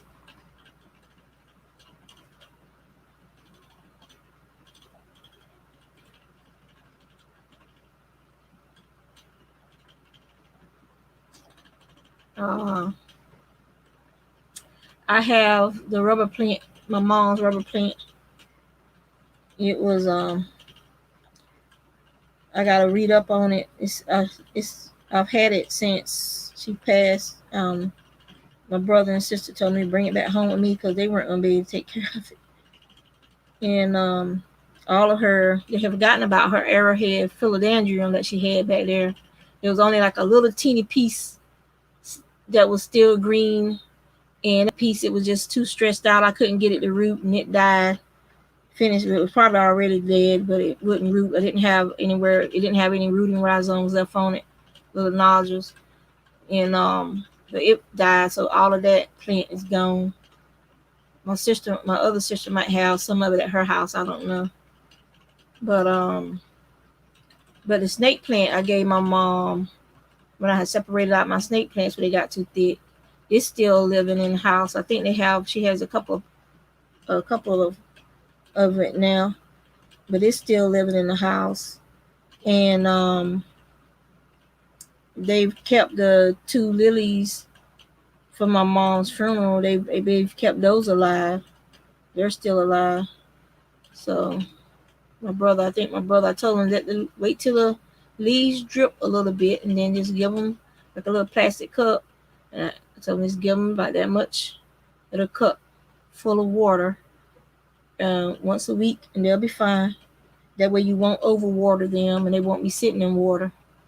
So if they do good this year, then he'll probably gonna need to get a bigger pot for them, or he can separate them into more pots and then give some to each of the sisters so that we'll have a part of the lily,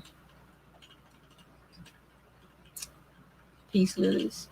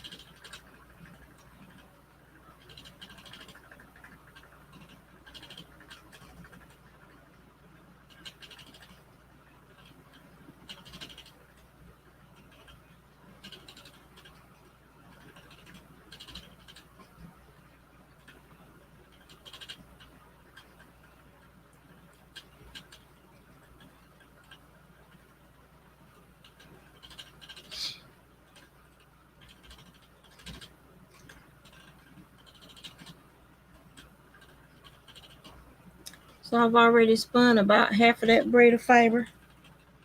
Probably see we're on only got this and this left. So I'll finish that today. Then I'll pick out and I'll do the other one. So that'll be the last of my quote unquote commercial fiber.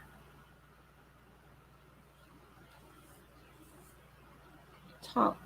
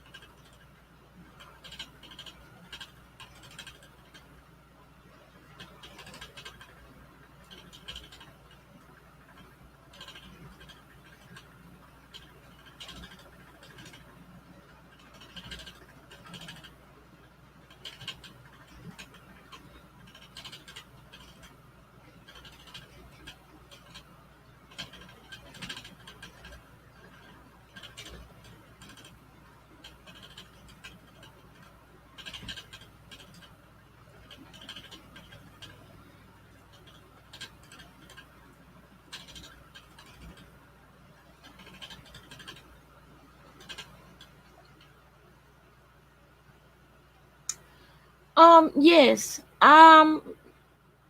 You can actually make a drop spindle out of a. You can go to the hardware store or Walmart or somewhere and get a dowel rod. I have two grommets that I glued in place to stabilize it, an old CD, and a cup hook. And I made my own drop spindle out of those items. And this spindle spins very, very well. It's pretty balanced. And I can get a lot of yarn on it. So you don't, this is probably the CD is one I've had for years. Um, I'm sure you got some old CDs or something hanging around. And the dowel rod was a long piece that I used to stake out some stuff in my garden too. I just cut off about, let me see, where is my ruler? I have to hide stuff from myself to hide it from the baby. Let me see. Here's a ruler. Okay. So it's a little over a foot. It's about a foot in length, the dowel rod that I use. And then I sharpen the end of it and a pencil and a pencil sharpener so that if I'm just sitting around, I could just let me see. I could just twist it like that, like a support spindle. If I'm sitting down using it, so you don't have to spend a lot. But if you want to buy a handmade, a woodwork spindle, then I would go to Etsy, and you can find them for anywhere from $15 on up, and depending on what kind of material it's made and the quality and the skill of the woodworker, on upwards into the 50s and 60s. And like this one is like a basic one. This is a basic woodwork drop spindle from a piece of walnut, and this is English U. That's made by True Creations, who's one of the better known drop spindle makers. I think he's out in Michigan or somewhere out in the Midwest, I believe. And he makes beautiful spindles. And most spindle makers have their own hook style.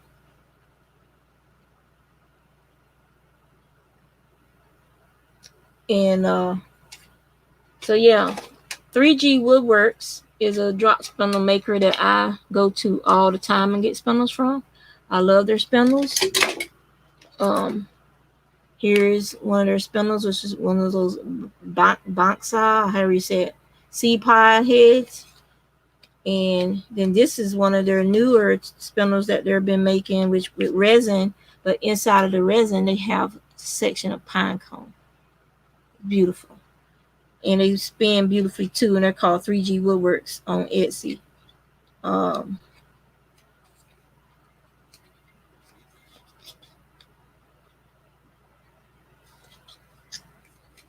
I can get that back in there. There we go. But I have probably, I think I did a video one day where I was showing everyone my drop spindles, and I think I have probably 50 or 60 drop spindles, and I always get a couple every year. I always get a couple more because I love them. I love them. And like usually around the first of the year, I'll take and I will spin on just my drop spindles, and I will fill all of my drop spindles up with fiber. Fill them all up with fiber, and then ply it off into yarn. And yeah.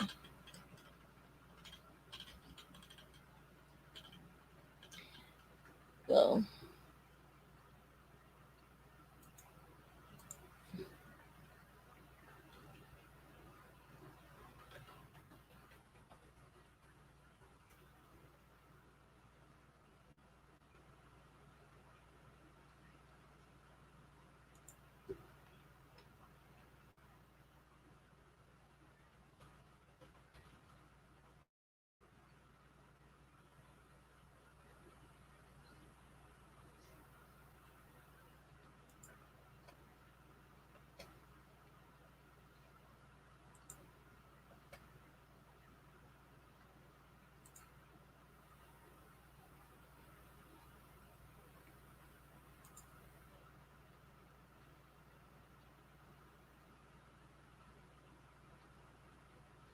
So here's the link to 3G Woodworks. I get spindles from them maybe once or twice a year. They'll have a spindle that I like, and they're on Etsy.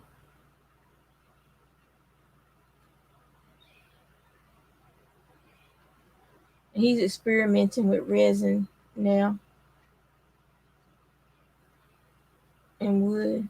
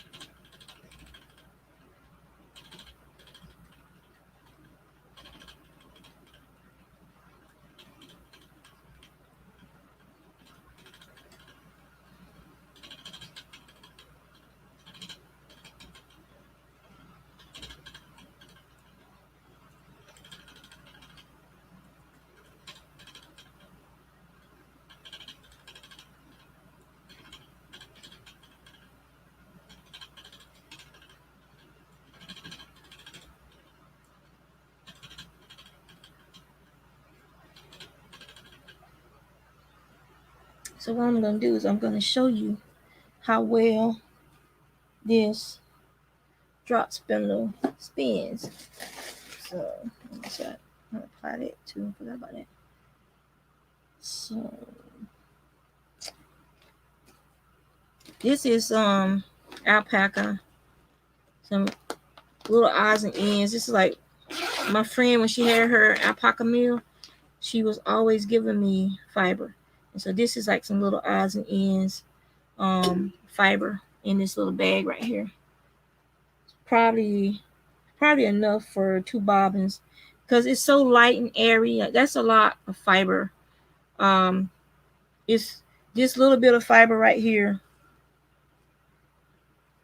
You'll be amazed at how much you can spin from it because the alpaca fiber is so light and airy. And the reason it's so warm is because it's hollow. So this is what you call park and draft.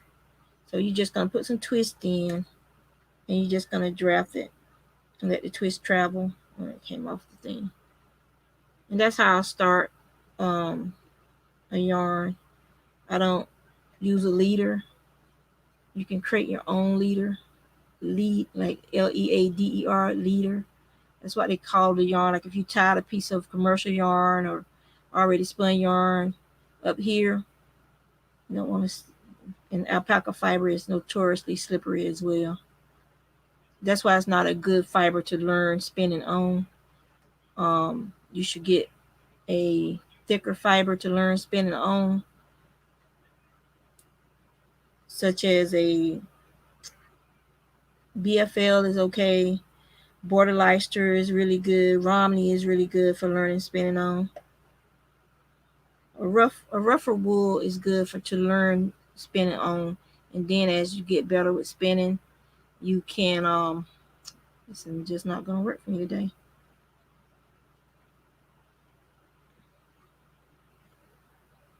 Once you get better at spinning, then it won't really matter. You can use whatever you want to spin. You can spin it. So just and then drafting. And as you can see, the spindle spins for a good while. And I didn't even give it a good hard twist, and it's still just going. And then once you get your leader, you take it off of your hook and you wrap it around the shaft. And then this is going to be what's called a cop, a COP, cop. That is what the yarn that's on the stick below the spindle wall is called. And then you just attach it back up here. I always put more than one loop so it stabilizes it. It won't slide off the hook. And just give it a good twist. I'm too close to the end of it, so I'm just going to draft it a little. And you just draft. I always draft at like about a 45-degree angle. That's just me. Some people draft straight up and down like that, but it's always more comfortable for me to draft from an angle. And this fiber has lumps and bumps in it. It's not really smooth. It wasn't pin drafted after it came off of the big carder, so it's gonna have texture. It's gonna have all these little bumps and fat places in it. So it'll be a yarn that has a lot of texture. So it'll make for like a fun hat, fingerless glove, something like that. Something where you want to be able to see the texture in the yarn. And it's not enough to do a sweater unless you're going to do a baby sweater. But it's enough. And you don't want to do a heavy garment like that with 100% alpaca. You want to do that with a wool blend because alpaca doesn't have memory, and it's very drapey, and it with the weight of it will stretch it over time.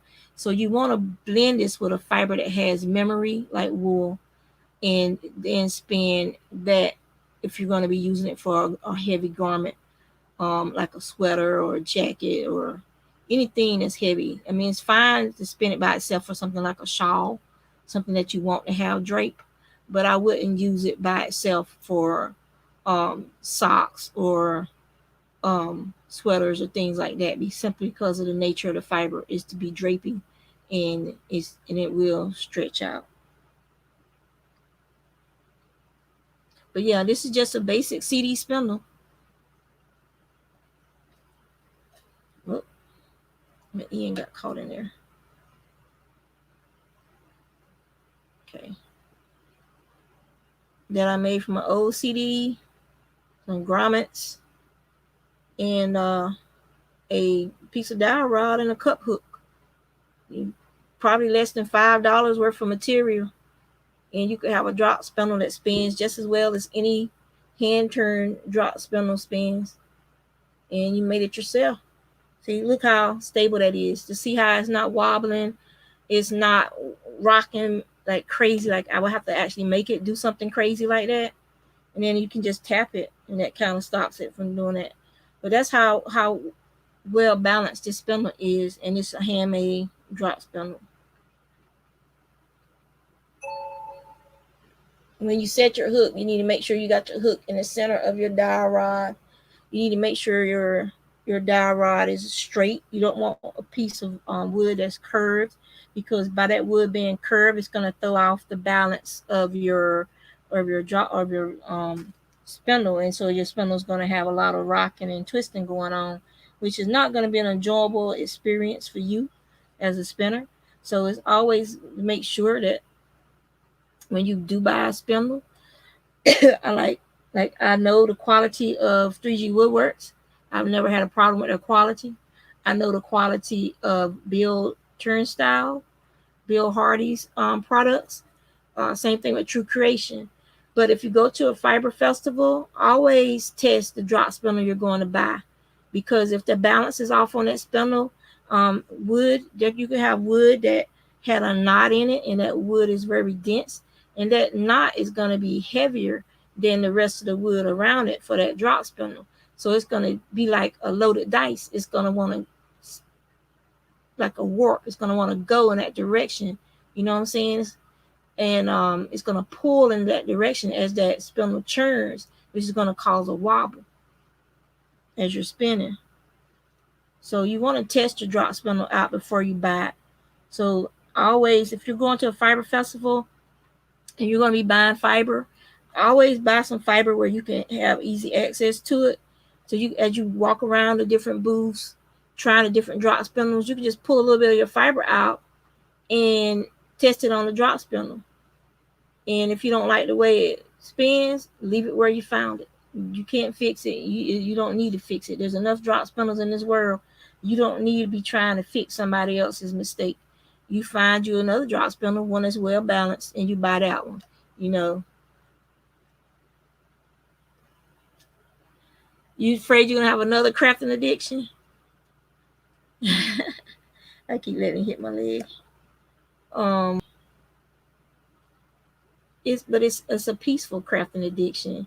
It's very, very peaceful and methodical, and it's just a lot of fun.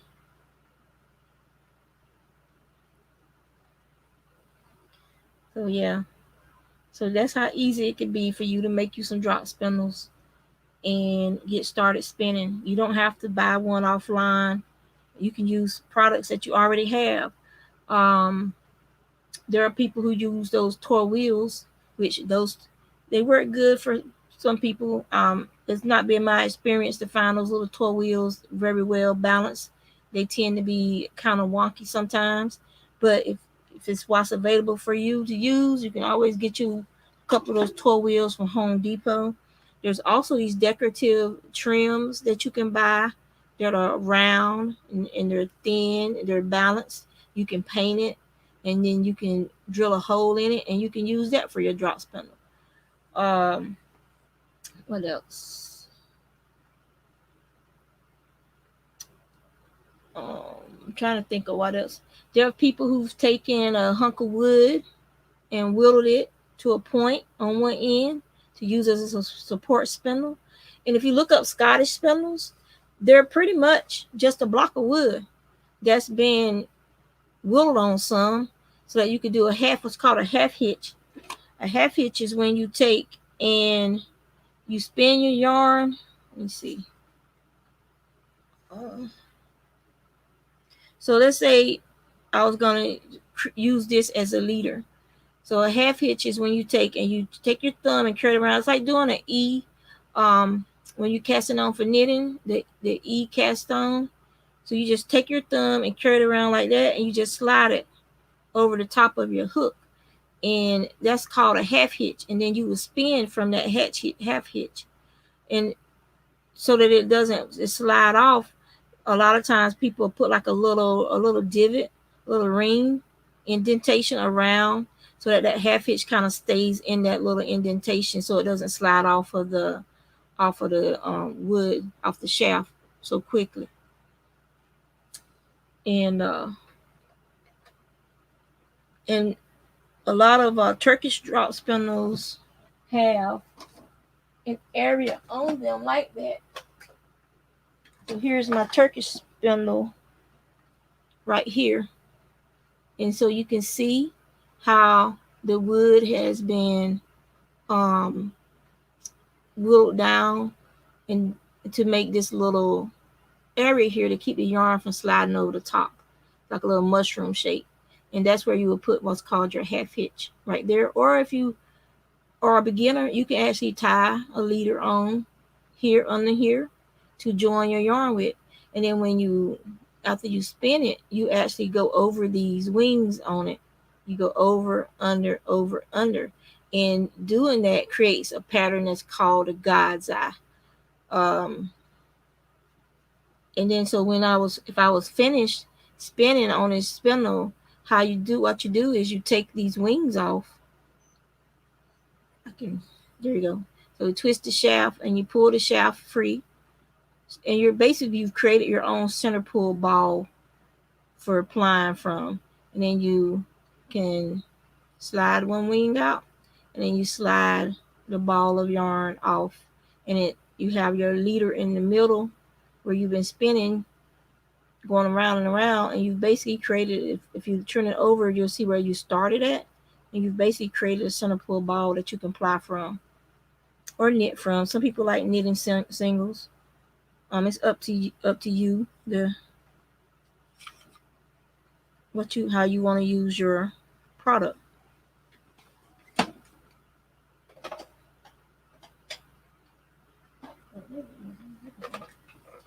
I was looking for this when I was outside the other day when I wanted to sharpen my hoe, my sanding block. So I need to put this in my tool bag. It has my drill in it, and so when I go back out in the yard to do yard work, I'll be able to have my sanding block with me, and I can sharpen my hoes and shovels and stuff.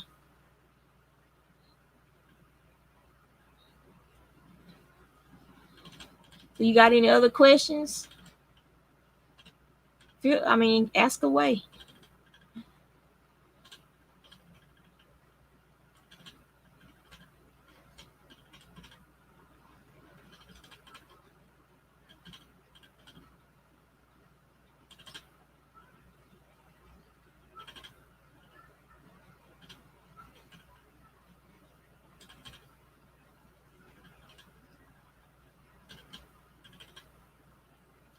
And you can source wool locally. Check for local farms near you or around you. Check for local fiber festivals that you can go to. See if they have online. See if some of the wool, like for Maryland sheep and wool and New York sheep and wool, they always post a list of vendors and stuff. And so you could check your local areas for fiber festivals or farm festivals, and check and see who some of the local growers or sheep growers or alpaca growers in your area are. And then you can source your fiber and wool locally to help support your local community.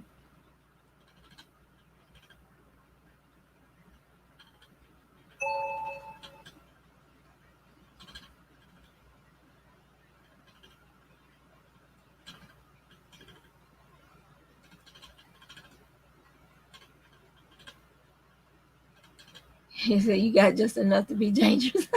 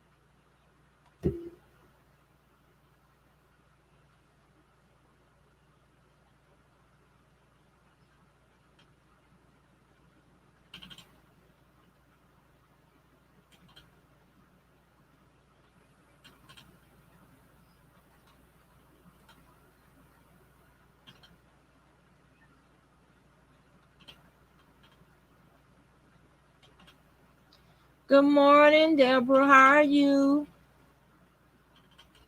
Did you have a good Thanksgiving?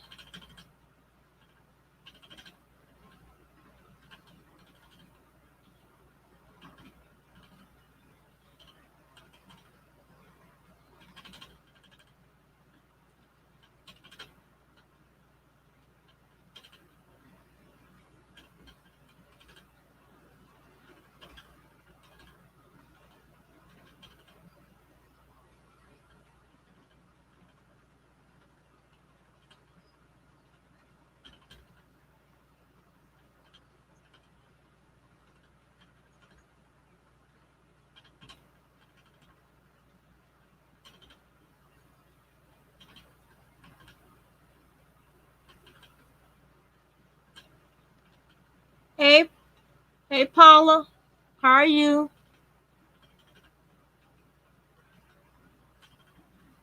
Are you behaving?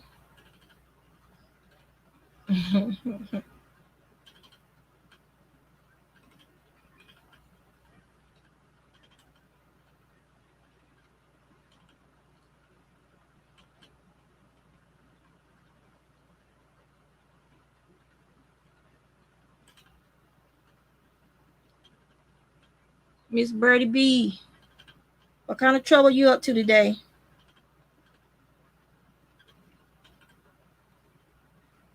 What did y'all have for breakfast?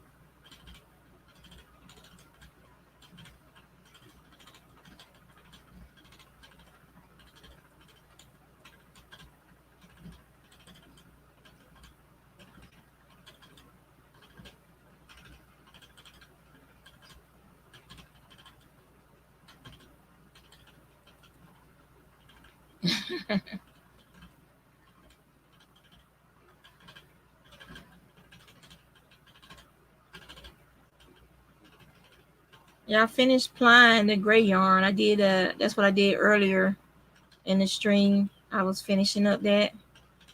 And so now I'm spinning some British wool, some white mason. Um but yeah.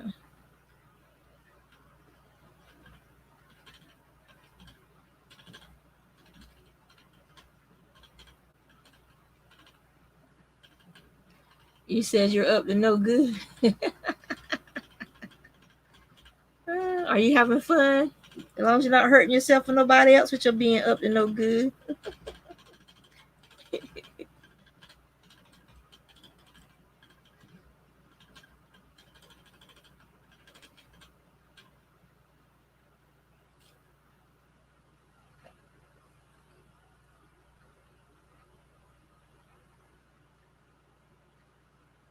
My hands are still sore from pulling up weeds and stuff the other day. So this is a nice break.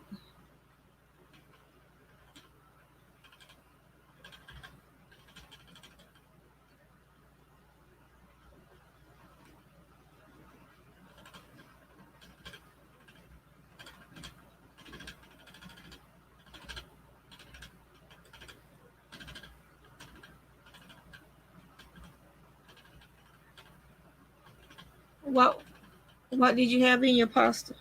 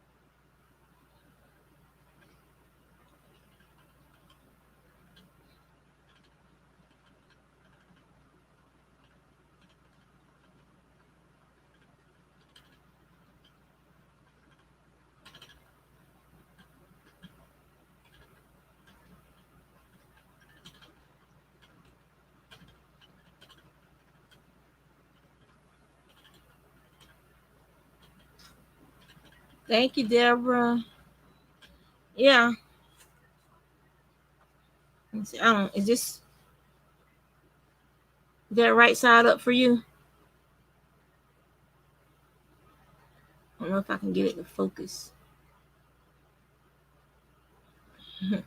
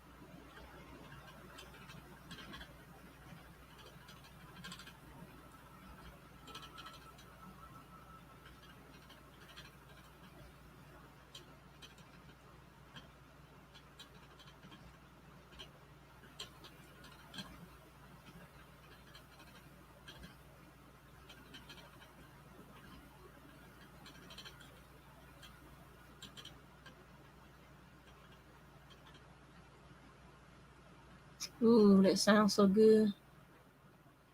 Sounds real good.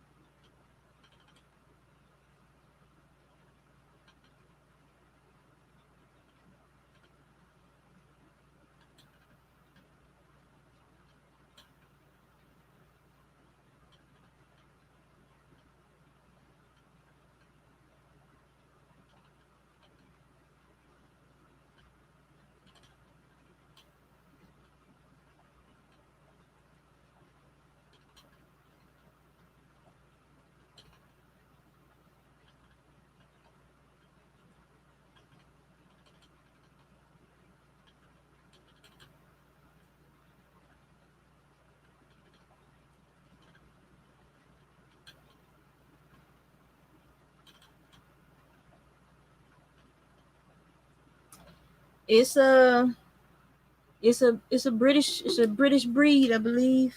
Well, not British necessarily, but in the British Isles, maybe Scottish. Let me see, but I think it's a rare breed for you guys, for them as well.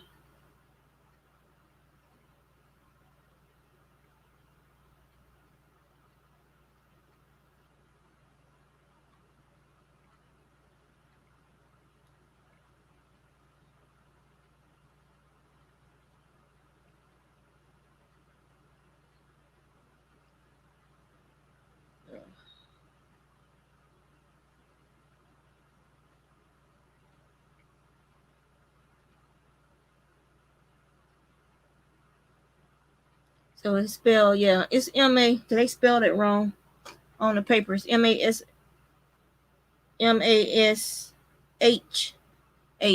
So they spelled it wrong on the paper. So it originated in northern England, and it's the progeny of a Teeswater ram and either a Dalesbred or a Swaledale ewe. The breed takes its name from the town of Masham in Lower Wensdale, North Yorkshire.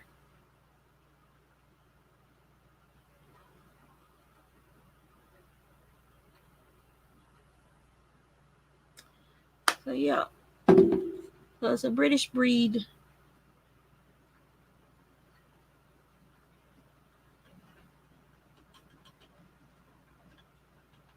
And so I got some Teeswater right here.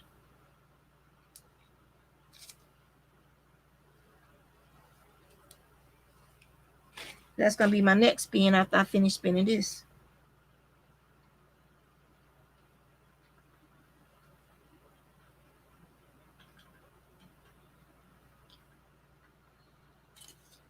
Fix that. I'll find a pen.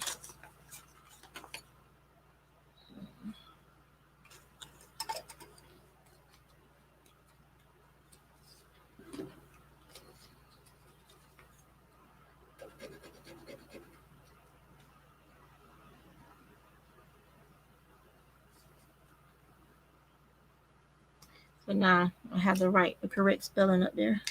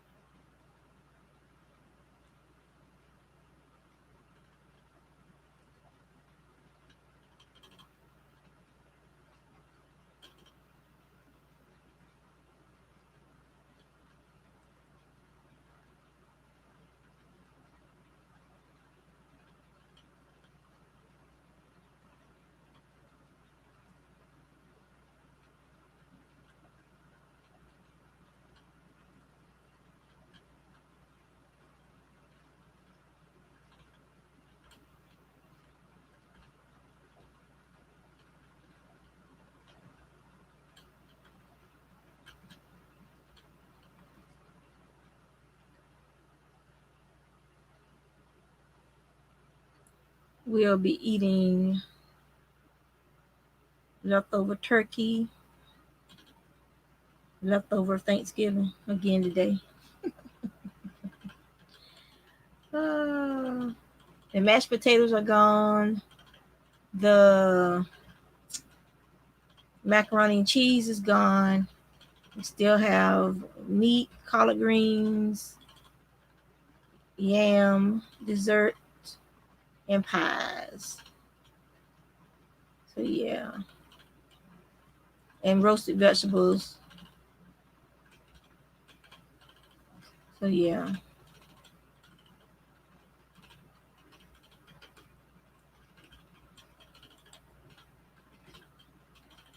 Yes, you're right with the spelling. They spelled it wrong on the label.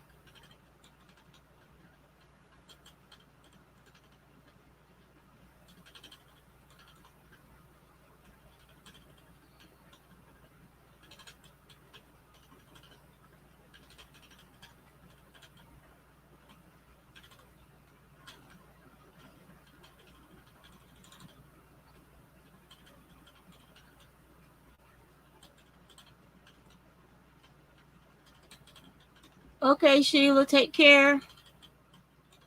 Hey, Ash.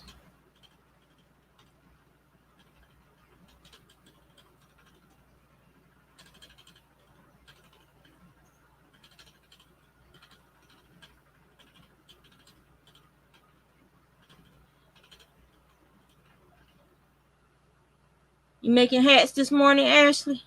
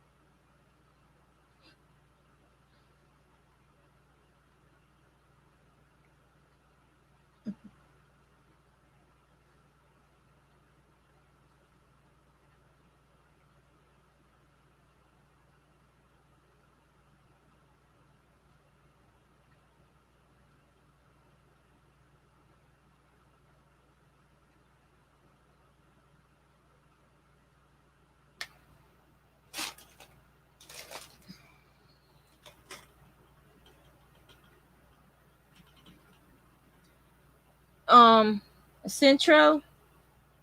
It is a knitting machine. Like this is the Jammet, which is a smaller one that you could use to make tube scarves, or you could use the panel function to make flat panels. This is a small one. The Centro is a larger one. It has 48 pegs, and this one has I think 24 pegs. Yeah, I'm not sure, but yeah. So it's a knitting machine. This is the Centro. So you can quickly crank out some hats for donations or to make a gift for family members. And you can make tube hats, you can make flat panels and sew those panels together to make sweaters and stuff. But I just use it to crank out hats to try to help me get through some of my acrylic yarn stash.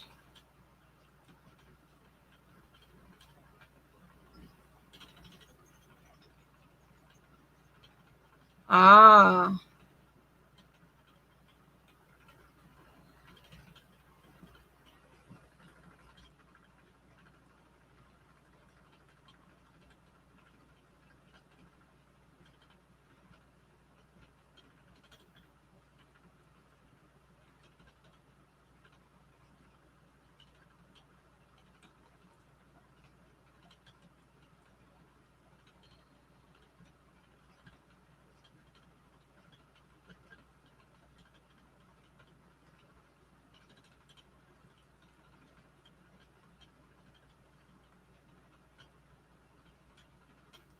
the Addy one.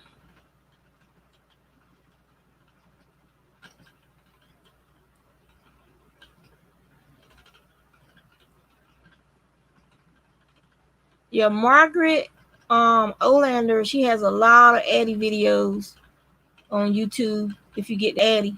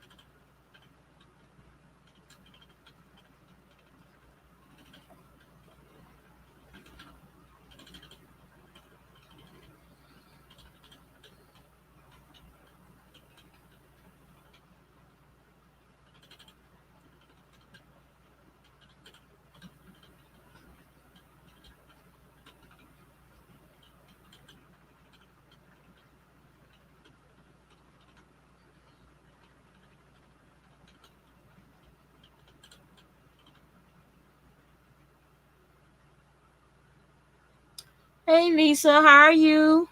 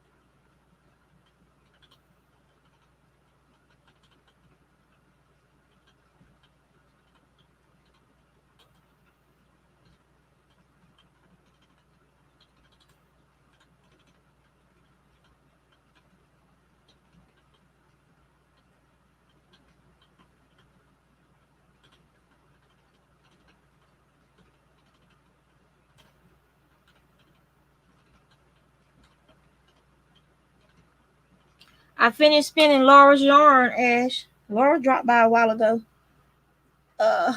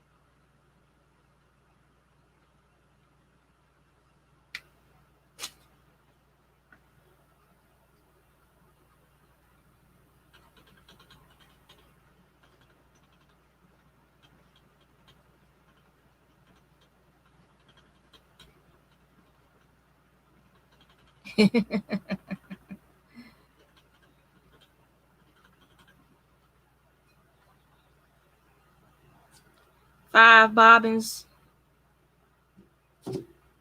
Well, 6 bobbins. 5 full bobbins, and then a partial bobbin.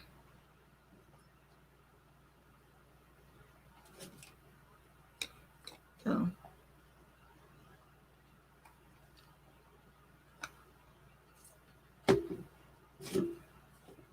I'm gonna guess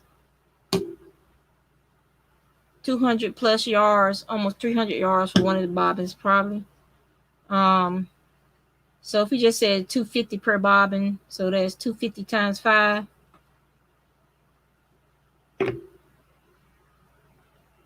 Just a guesstimate. And then this partial bobbin has probably about anywhere from 75 to 80 yards on it. This bobbin right here.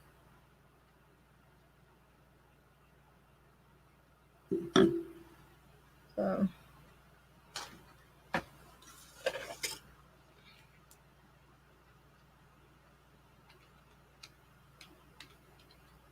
so that's like what? Plus 80. Let's just say plus 75. So that's about 1,300 yards. 1,300 plus yards.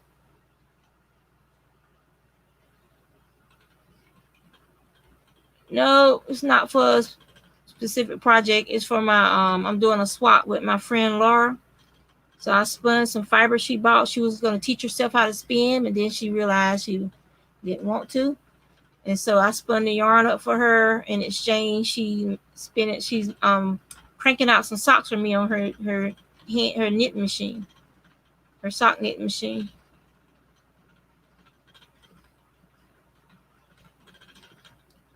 So it could be less than that. I won't know until I get it off the bobbin. So I'm pretty sure it's gonna be over 1,000 yards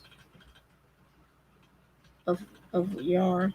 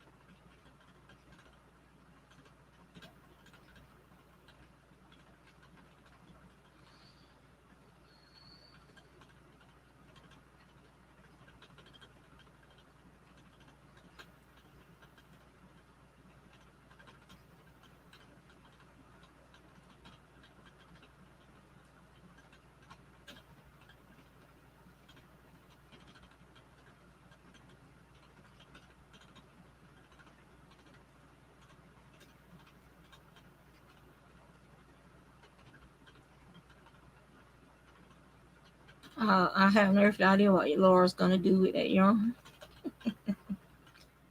Mm.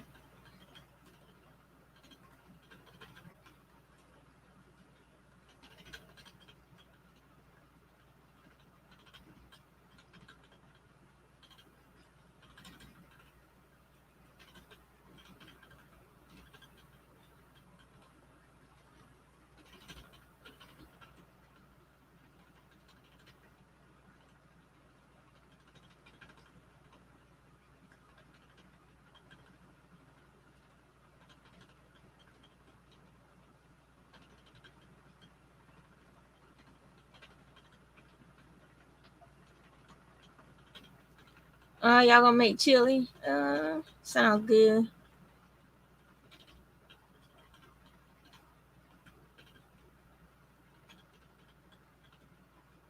You make sure Evan got his hunk.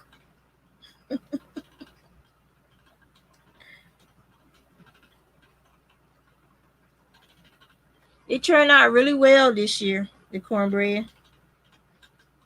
Probably because I took my time mixing it slowly by hand instead of using a food processor to mix it up. I mixed it with my whisk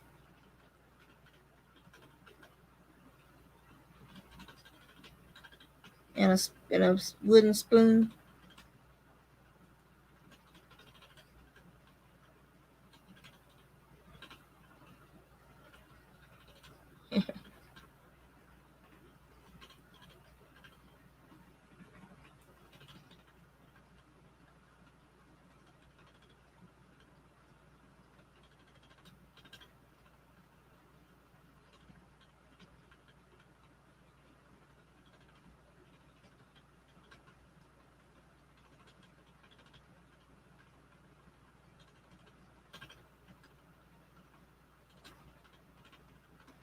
I want to eat some with your stuffing. I want to take and cut off a slice of the stuffing and put it on top of the cornbread and then eat it like that. It's gonna be so good.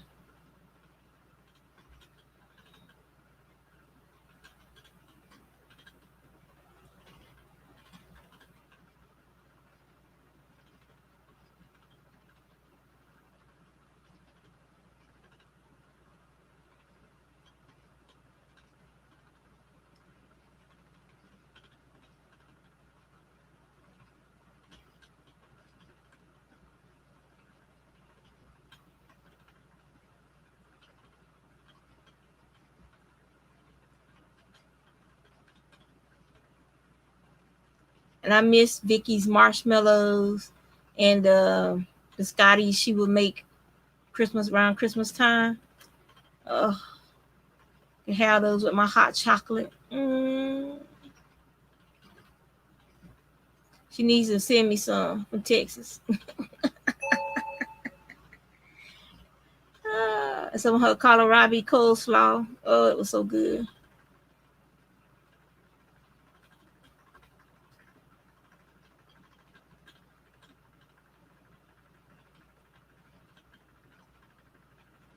I'm gonna try to grow kohlrabi this year. I gotta get my seeds out and start looking and see what I got, see what I need to buy. Cause some of my seeds might be too old to germinate. So hopefully they're not. But we'll see once we start doing the seed trays. They've been doing okay. They got a new dog, I see. And she's still doing her paper craft. She gave her wheel away, so I don't think she's spinning anymore. But I think she's still crocheting and knitting from time to time. But paper is her love now, so paper crafting and drawing. She's drawing a lot now, doing doodles and zentangles and stuff like that too. But she's still cooking, that's for sure. She's still posting pictures of food, and I'm so mad because I can't taste it.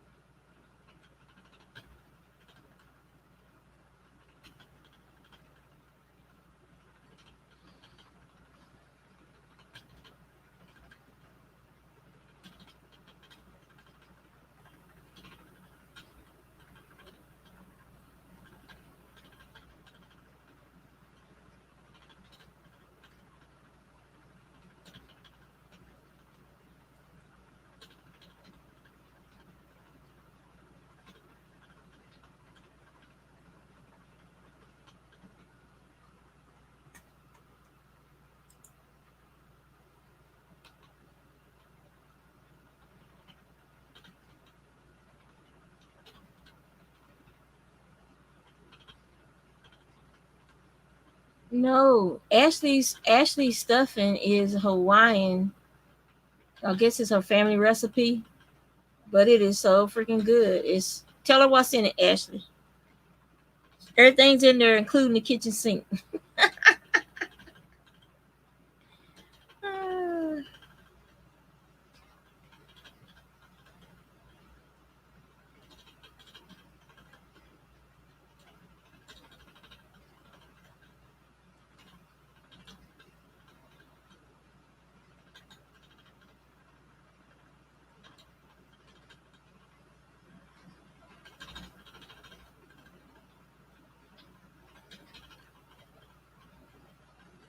It's a meat based stuffing. It has ham and liver, onions, celery. It's like 2 pounds of everything in there.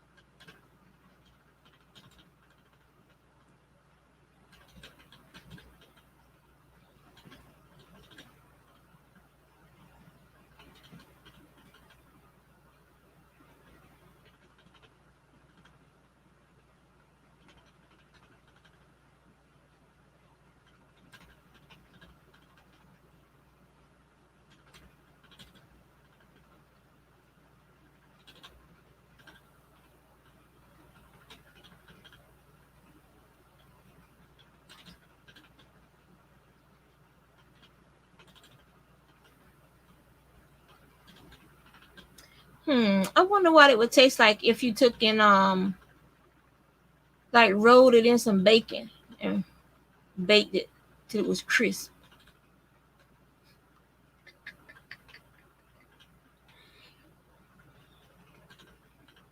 Kind of like making the rolls we made with it that year,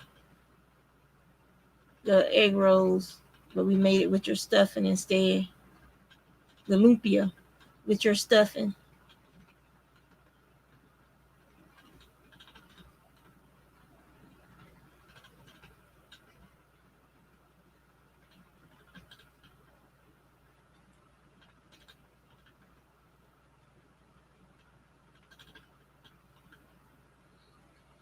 Bacon wrapped stuffing.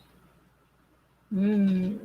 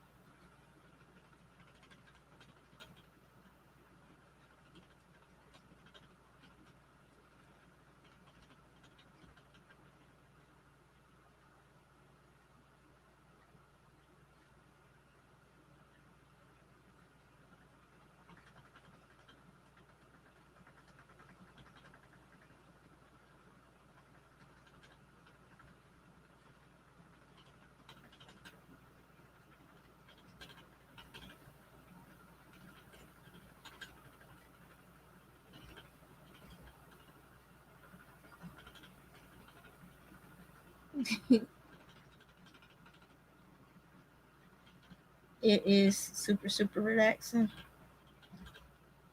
It's like you zone out in your own little world.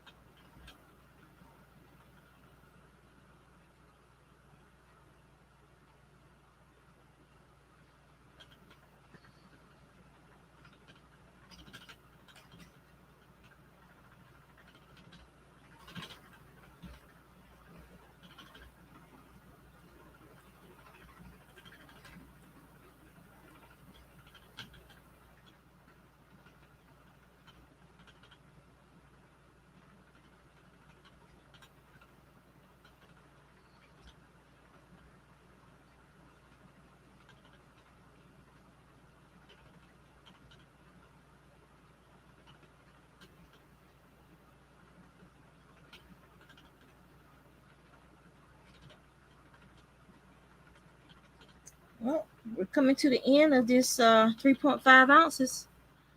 So that's gonna probably be the end of my stream today. I might come back on later if I feel like gluing. Gotta go see what the man is up to. Work on some laundry.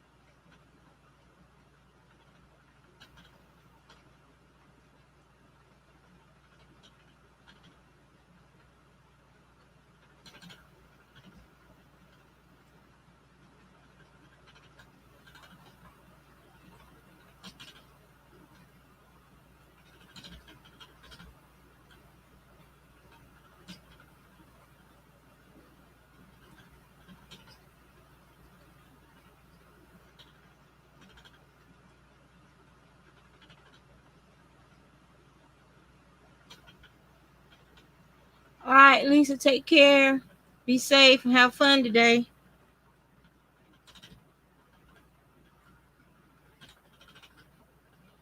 Thank you for coming by, hanging out with me.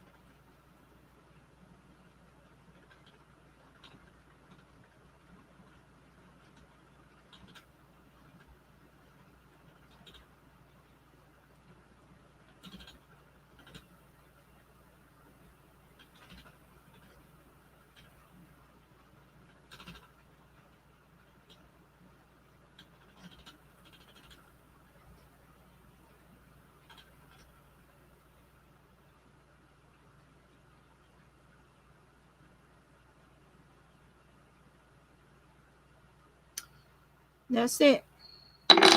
One braid of fiber spun up today. And so it's like a creamy white.